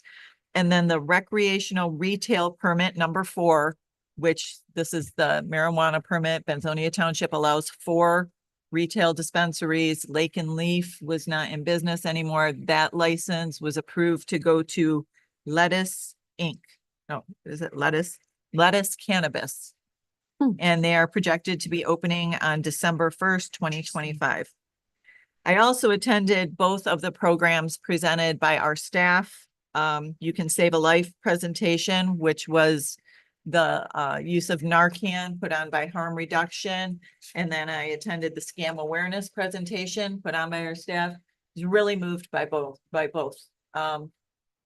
Our staff goes above and beyond to handle situations which involve a lot of humanity. And the harm reduction, the woman presenting the use of Narcan, which I feel comfortable using now after I've attended that, said several times, if you're breathing, you have the opportunity to make a different choice. You can't make another choice if you're not. That really resonated with me. And the scam reduction, a flyer was presented talking about the numbers of people who reported scams in our, which the drive home on that, it was just that this is probably a very small picture of what's actually going on, because these are being people who are in really hard situations, looking for relationship, contact with other people who are being taken advantage of, and it's embarrassing. And so a lot of these things that go on isn't reported, and just my hats off to our staff for making that available and what they do every day. I don't even think we know the tip of the iceberg. So that's all I have. Questions for Brenda? Gary? One of them is the use of the Narcan. That we had to pay a fortune to have these guys certified and stuff. Take it, this lady showed you how to use it? She did. I have one in my purse. I have one in my car. And they show it. There are different types of dispensaries dispensing Narcan though, what they provide. And what's important to note, and these places, what they said in the program where they have the containers outside certain buildings where you can get it, it only works to knock the opioid off the receptor. If a child gets that, they're not going to be harmed by this. I thought that was important. What they showed us how to use was a nasal spray, but there are other ways to administer Narcan, and she made that point as well. And that's not all available to the public. And I hope I'm representing that correctly. Okay. So I fully understand, it can be done by the average person if there's an emergency. I think of some sort. certain types, yes. That's. There's that one. Thank you. Brenda, question for you regarding the new fire building in Manzonia. Is there a projected completion date on that? I'm gonna get more information to answer you on that. I mean, I think I could guess if things go well. But I would rather get that information and provide you with it once I ask some I'm questions. not looking for something definitive. I'm just curious if they, I'm gonna say within a year and a half or so. yeah, that's good. That is a legitimate guess. Yep. Tim? At the buildings and grounds, that was a lot of fun. Homestead Township Board meeting, Platte River Park is still in process. It's almost shouldn't say complete because they have other phases that they're gonna be working on. But it's definitely being used and used quite a bit. Actually, they're kind of surprised at how many people are actually going down there daily using that park. Did the union negotiations, lots of fun there. The LEPC and the LPT meetings, I talked about debris management support plan. That's basically after a big natural or some type of event, like straight winds or tornado, what do you do with all the debris that's left? The active assailant rescue task force after action report improvement plan was went over. And we thoroughly discussed, I believe, the completed emergency operation. Benzie Senior Resources don't have to do anything because Doug does a fantastic job for us, giving us report. Friends of Point Betsy Lighthouse, they have been gifted an artifact. It's a piece of a sunken ship that washed ashore. Is believed to be the part of a schooner, the Iris. That sank back in 1913. So, Cool. Gift shop is doing great this year. As of right now, they're ahead of last year's record number. That's all I have. Thanks. Good. So the artifact came ashore? So I can't remember whom, but somebody that walks the beach sometimes in the wintertime, saw it, it was all encased in ice. Went back the next day with tools and stuff to get it. It was completely uncovered and they were just able to pick it up and they kept it for quite a long time. But I guess they're cleaning stuff out and decided to gift it to the lighthouse. There is a local fella that does a lot of ship looking for. Yes, they're gonna. The lighthouse, the Friends of Point Bess Lighthouse, they're gonna be working with different people trying to make sure that, you know, the Historic Society and other people to make sure that it's well documented, and then they're gonna probably have a display. Good, nice. I do have one question. When you commented about your participation in the union negotiations, the way you presented it made me feel like there was some hiccups going on. Okay, It's like 6 hours of fun. That's what he means. okay. It was three of them in the same day. Yeah, Got another one of them coming up too. yeah. Evan, 0 meetings in the last 2 weeks. I am envy you, Evan. Just He just didn't make it, Evan. Sorry, Evan. all right, Gary. All right, I'll make up for it, Evan. Weldon Township, after our last meeting, Fire Chief Mike McGurr came and asked Weldon to upfront $25,000 and proceed with hiring a full-time fire chief at Thompsonville Fire Department. Problem was the millage request for Colfax did not mirror Weldon's, and Weldon's does not go into effect here, Colfax immediately. Anyway, the decision was not made that night, so I will say it sounded from the audience that they are all on board. Village of Alberta still having trouble with the crossings there in town and on 22. Don't know how to get MDOT motivated to attempt to do something. In fact, I almost got to plow into somebody and then my neighbors was screaming at the idiot, screaming out the window at the guy. So that was worth stopping for anyway. But it's confusing because people are used to those crosswalk signs. And they automatically stop depending on where you're at. You're stopping on a blind curve. The signs, all it says is trail crossing. That needs to be enhanced somehow so people know traffic does not stop, bicyclists need to yield. Don't know how to get that answer out there, but Road Commission, we continued to discuss Weldon and Lindy. They have ordered the same type of sign that they put on Reynolds Road and Cedar Run. It lights up and 2 months out. So they were all upset about that. So in the meantime, we did the rumble strips last year, which I thought helped, but obviously not. We had a couple of accidents back to back a weekend or so ago.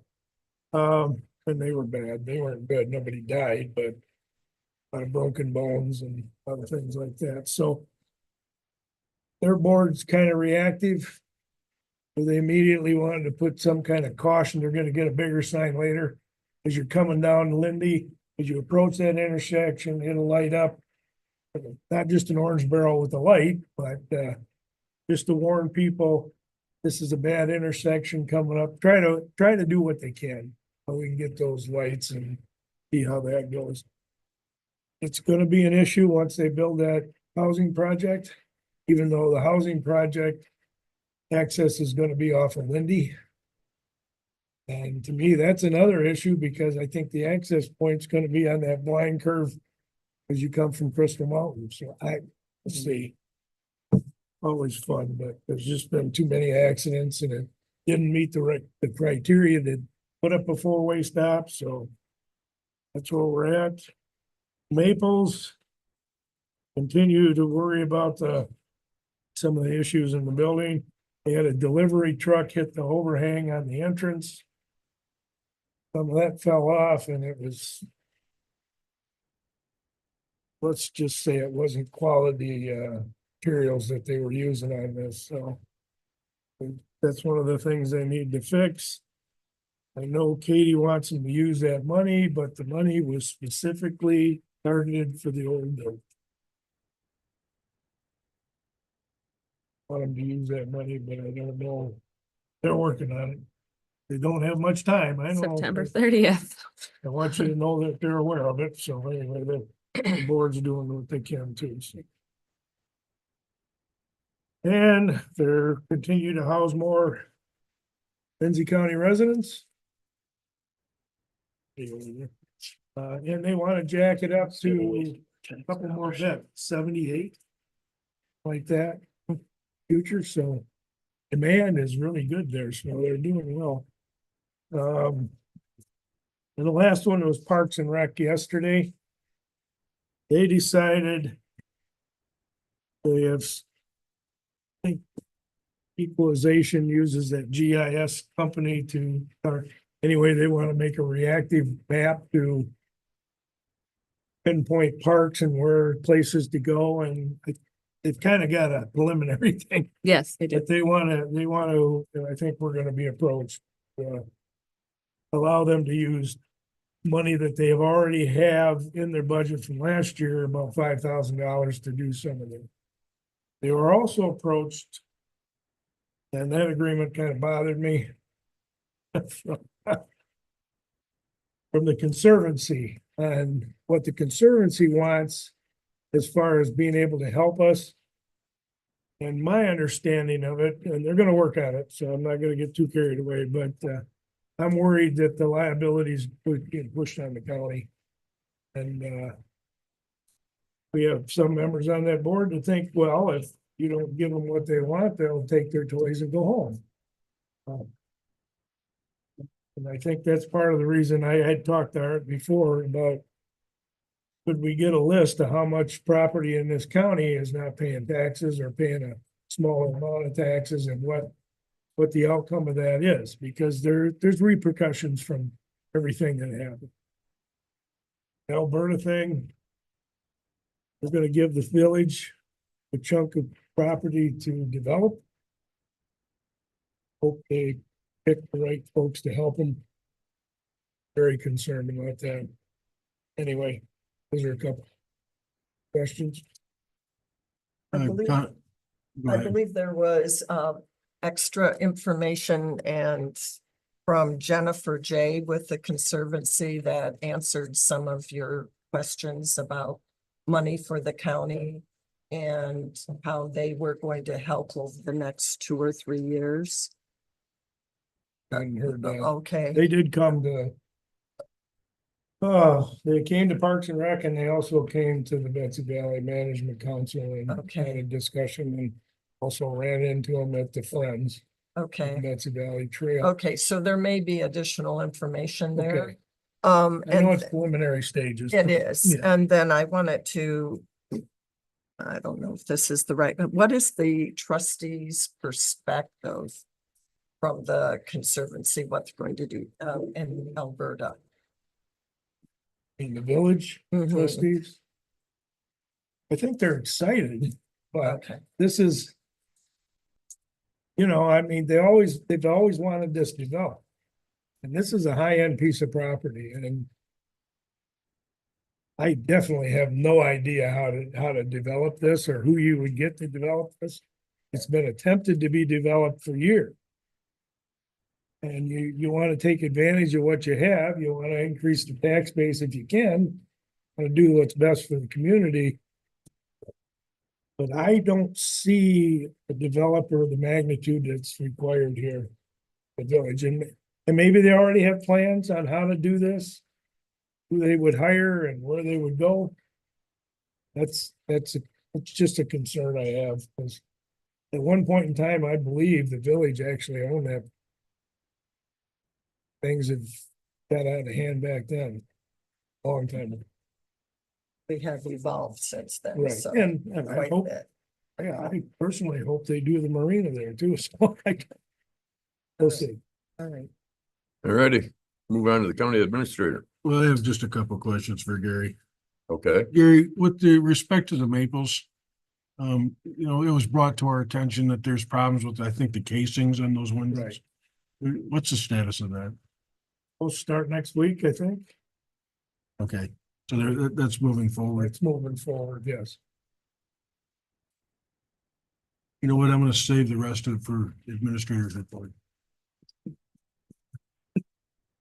Okay. So just to respond to Parks and Rec comments that Commissioner Sauer made, I've let them know that money doesn't carry over. There's no such thing as that in the budget. If they needed that $5,000, they should have requested that it be rebudgeted. So that money is not there. If it was in last year's budget, if you didn't re-request that money, it goes into the general pot. There's no carryover. I've let Ed Hoopterp know that multiple times. No such thing as carryover. The other response to all of that, the Conservation District or the Land Conservancy, this was brought up a year ago that they're starting to wash their hands of maintenance and upkeep of other properties, county properties and such. I actually briefed all of you guys about a year ago on all of that. And I've been waiting for them to provide their documentation to us as to what they want to see that look like. I let Rose know we need to pump the brakes to the Parks and Recreation Commission because they don't get to obligate the county to things that we can't afford. They think that it just magically happens when they commit on their behalf maintenance of a park, that it just magically happens. Well, it doesn't work that way. They have to come to us with a plan as to how we're going to maintain these public lands if the Land Conservancy isn't going to do it for us. So much more to the picture there. Ed and I are supposed to meet here soon to talk more about that because I understand the Land Conservancy wanting to take a step back, protect themselves from a liability standpoint, but there's got to be a balance. That's why I for so long have said no to the road commission and turning over that little chunk of land over at Railroad Point. How much more public land can this county take on with nobody to manage it? We can't. We just can't. So that's my response to that. Just wanted to say on Saturday, we had a recycling event at the Road Commission. It went quite well. It wasn't as busy as I anticipated. I actually think Frankfurt was probably busier. And then Thompsonville was really busy with the tires. But it went well. Next year, we'll have to really look at the timing of those events though, because when we were finishing up, they had shut everything down for the Coho Festival Parade. So there was a little bit of a timing issue there, but overall the event went pretty well. Rose and I were there helping with the event and Brianne came, which we were so thankful that she came as well. And overall, it was a really good day. That is the last event for this year. One thing too that I learned interesting, a lot of residents were showing up with little bright colored postcards. And I thought, did we send those? We did not. So the townships, bless their hearts, are sending out postcards to the residents about the junk days and the recycling days and those sorts of things. But they're a little confusing to our community. We had quite a few people show up with all their junk wanting to dump it. And we had to politely explain to them that junk day is a township thing. The county hosts recycling events. So we're going to put out some communication to the townships about maybe tweaking their postcard a little bit so it's not as confusing, because folks just thought everything was a junk day that was listed on that postcard, when in reality 3 dates were our county recycling events, the rest were township junk days. So just going to work with them on maybe some wordsmithing on how to make it a little less confusing for the community, because the one gentleman, he had a lot of very nice words to say to me when I told him he could not drop his junk. So we want to clear that up for the community. Last week, the county treasurer, Kelly Long, and I attended a regional focus group in East Bay Township. This was called together by our auditor, Maynard and Casterson, and it was a really great turnout. There was probably 25 folks there from the region, folks representing townships, neighboring counties, our county, and cities. And so at that roundtable, we talked about some of the changes coming down for GASB, changes to lawful expenditures and allowable expenditures, tweaks there. We talked a little bit about running effective meetings. And for the first time ever, I heard that Robert's Rule of Order is not the go-to, which I found very interesting. But that was a really nice focus group of folks. We also talked about some of the changes potentially coming with the changes to minimum wage, as well as the sick time policy. So we worked through that just a little bit there. for your peace of mind, our policies, we really shouldn't have to tweak much in our policies at all, if anything at all. The change that you approved today regarding PTO, we really shouldn't have to make any more changes now because of the changes to law regarding sick time. And then again, minimum wage doesn't necessarily affect us now. It could affect us in the future as minimum wage increases. What does that look like for our wages? So that might be a down the road discussion we have, but from the sick time side of things, we're really setting ourselves up really well. We shouldn't have to implement more changes. So that was a really cool round regional focus group that Kelly and I both attended. So the one pagers are on your desk, so please get those out into the community. All of them are on the homepage of our website as well. We don't have a Facebook, or I'd share them there. I may look at putting together a Facebook for the county so we can start getting some more word out there. I'm not necessarily fully comfortable posting on Overheard and Benzie County as Katie Zeitz all the time. So it might be nice to have a Benzie County Facebook here in the future, because that really does seem to be where folks are getting their news, unfortunately, for good or bad. So we got to look at that and really take that step forward, is my guess. Our central dispatch has a page, animal control has a page, the sheriff's office has a page, and emergency management has a page. But like Becky said today, she's not really sure how much traction it really, like hers specifically, gets. So we'll keep talking about that, but social media is kind of unfortunately where it's at for a lot of people. Materials management planning, we're meeting on a bi-weekly cadence, ourselves, Leelanau County and Grand Traverse County, to just kind of talk about where we go from here. Really, the next steps right now are to identify that subgroup to put together for the materials management planning process. Those appointments are going to come to you eventually. On the list for Benzie County right now is Bill Ward from the Village of Honor, Jason Barnhart from Benzonia Township, as well as Corey Brown, who's from Benzie County. And then lo and behold, Lydia, who's the director for Grand Traverse, also lives in Benzie County. So we have the largest presence so far on the draft list for the Regional Materials Management Planning Group task force. So kind of cool, kind of exciting. So that's what it's looking like so far. Other members include representatives from SEEDS and GFL and those sorts of things, who are regional entities who also serve Benzie County too. So that is coming along to you. We are hopeful, the three counties hopeful to have those lists to you here in the next 30 to 60 days for you to approve the official appointment of those folks on that regional subcommittee level. And then we'll get more into the grinds of things.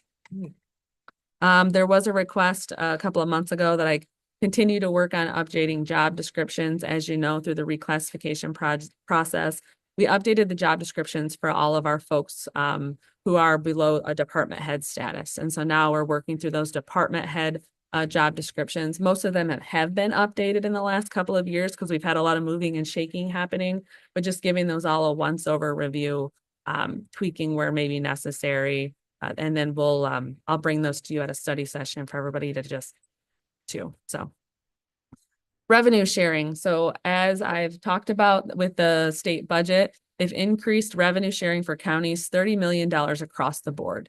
However, they still don't have the numbers out for counties. I've been working with Marie, who is Senator Bumstead's chief of staff. She's working to try to get those numbers quickly, but even in Lansing, they don't have those numbers written down yet. And if they do, they're not sharing with various folks. So what is in the budget, I will consider low for what we're going to get for revenue sharing. That was the estimate as of February of this year. And as you know, that woefully changed in the June, July time when they approved the budget. So I am hopeful that that number in the general fund for revenue sharing is only going to go up.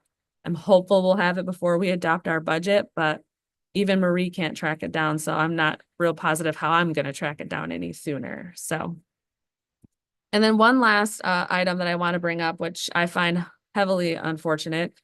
So we have been operating under this sense of we're going to pay off the Maples bond early, right? That's how we all assumed. So Kelly and I reached out to make additional payments because those were not being made by the prior treasurer.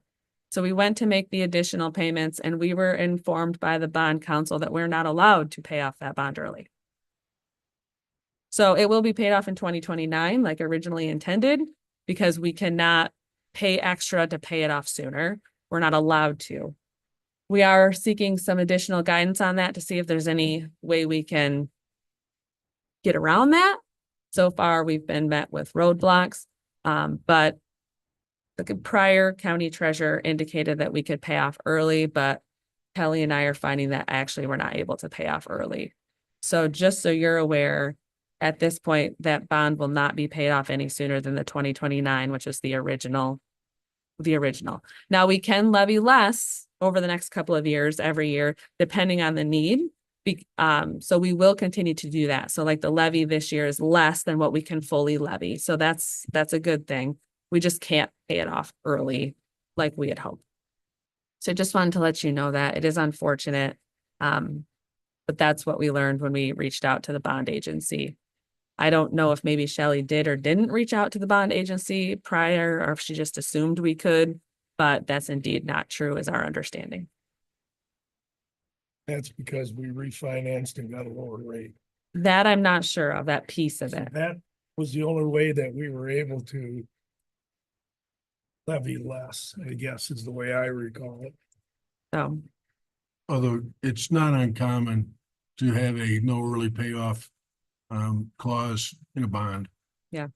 If they think that bond rates are going down, and they probably did at the time, I could see where that would get written in there.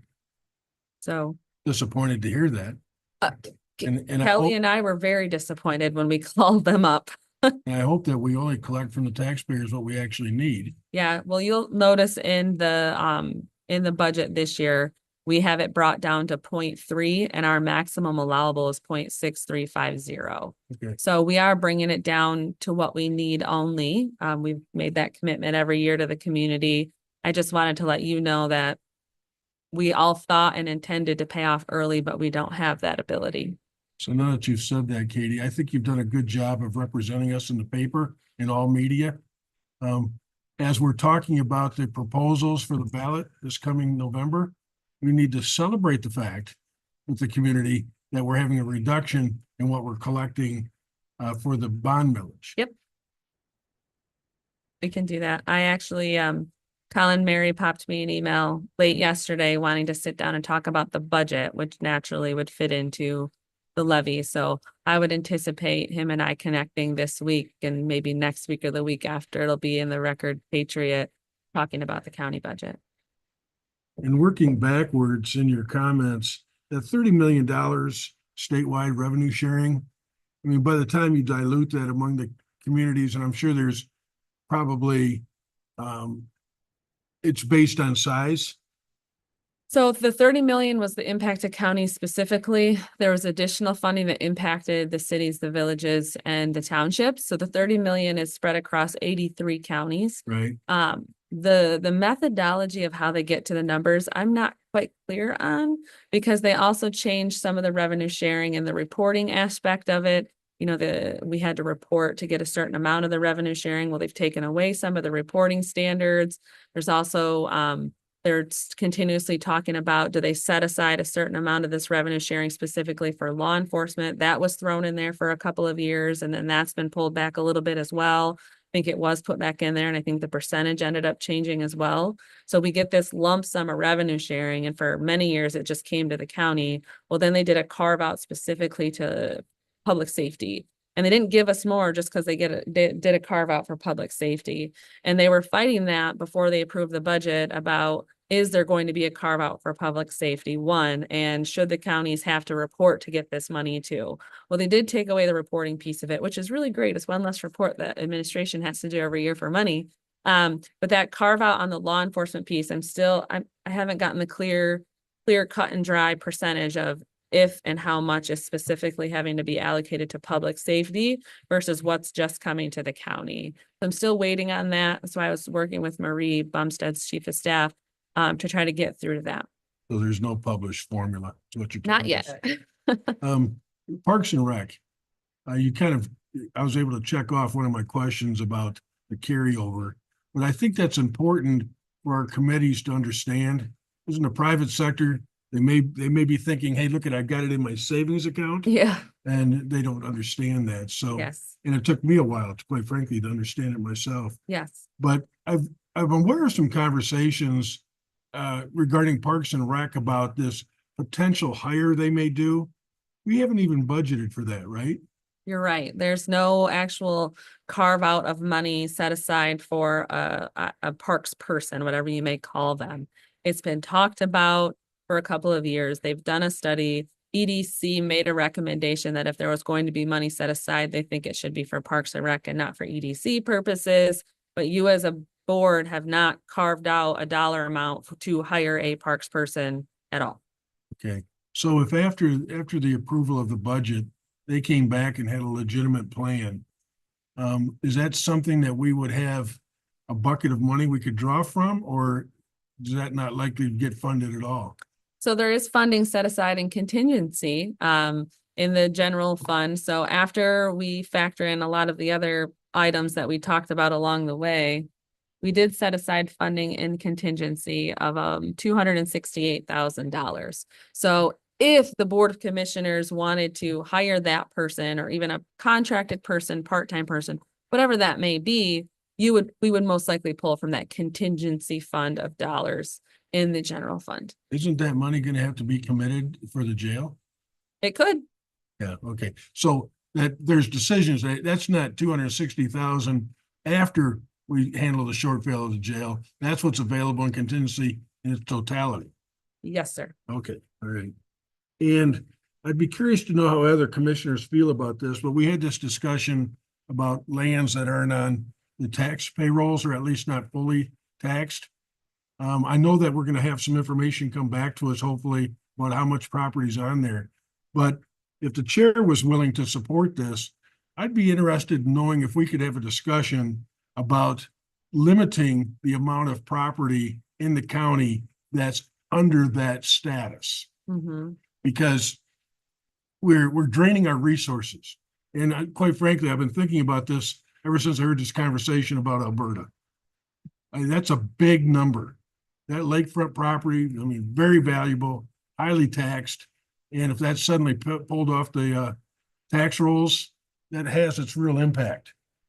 So I'm not asking for discussion today, but I'm wondering if we could take that up at a later date. Something we could do in a study session, maybe? Not a bad idea.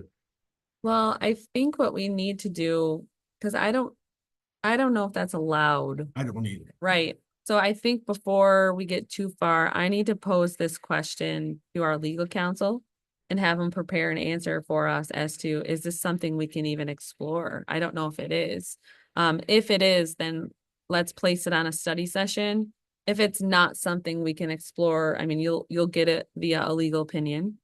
So I will send that under confidential cover.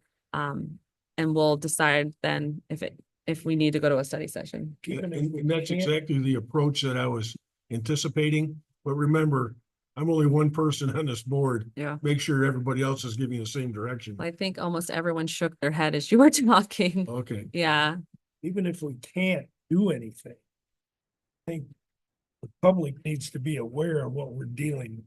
yes. And that's huge to me. So I think that needs to be discussed and not the chair either, but I think then we can prepare something to get out to the public. Let them know. I envision maybe some sort of visual, I don't want to call it a dashboard, that sounds too intricate. But some sort of visual maybe that shows the community of like, hey, we have this much land in the county and this much of it, we can't even get a cent from. And Versus what not. the general public doesn't understand is like fire protection as an example. If there's a fire in the national parks, they don't pay us to control that. In Right. fact, they have a let it burn policy. Yeah. So, which puts other properties in jeopardy. Mhm. We have state land where we're getting pilot or appeal time, but it's negligible. It's small. At some point in time, we've got to stop the bleeding. Mm-hmm. And I'd be curious to know if we can, and you're gonna apparently do the research on that and let us know. Is that okay, Chair? I will Absolutely. pose the question to legal. All right, thank you.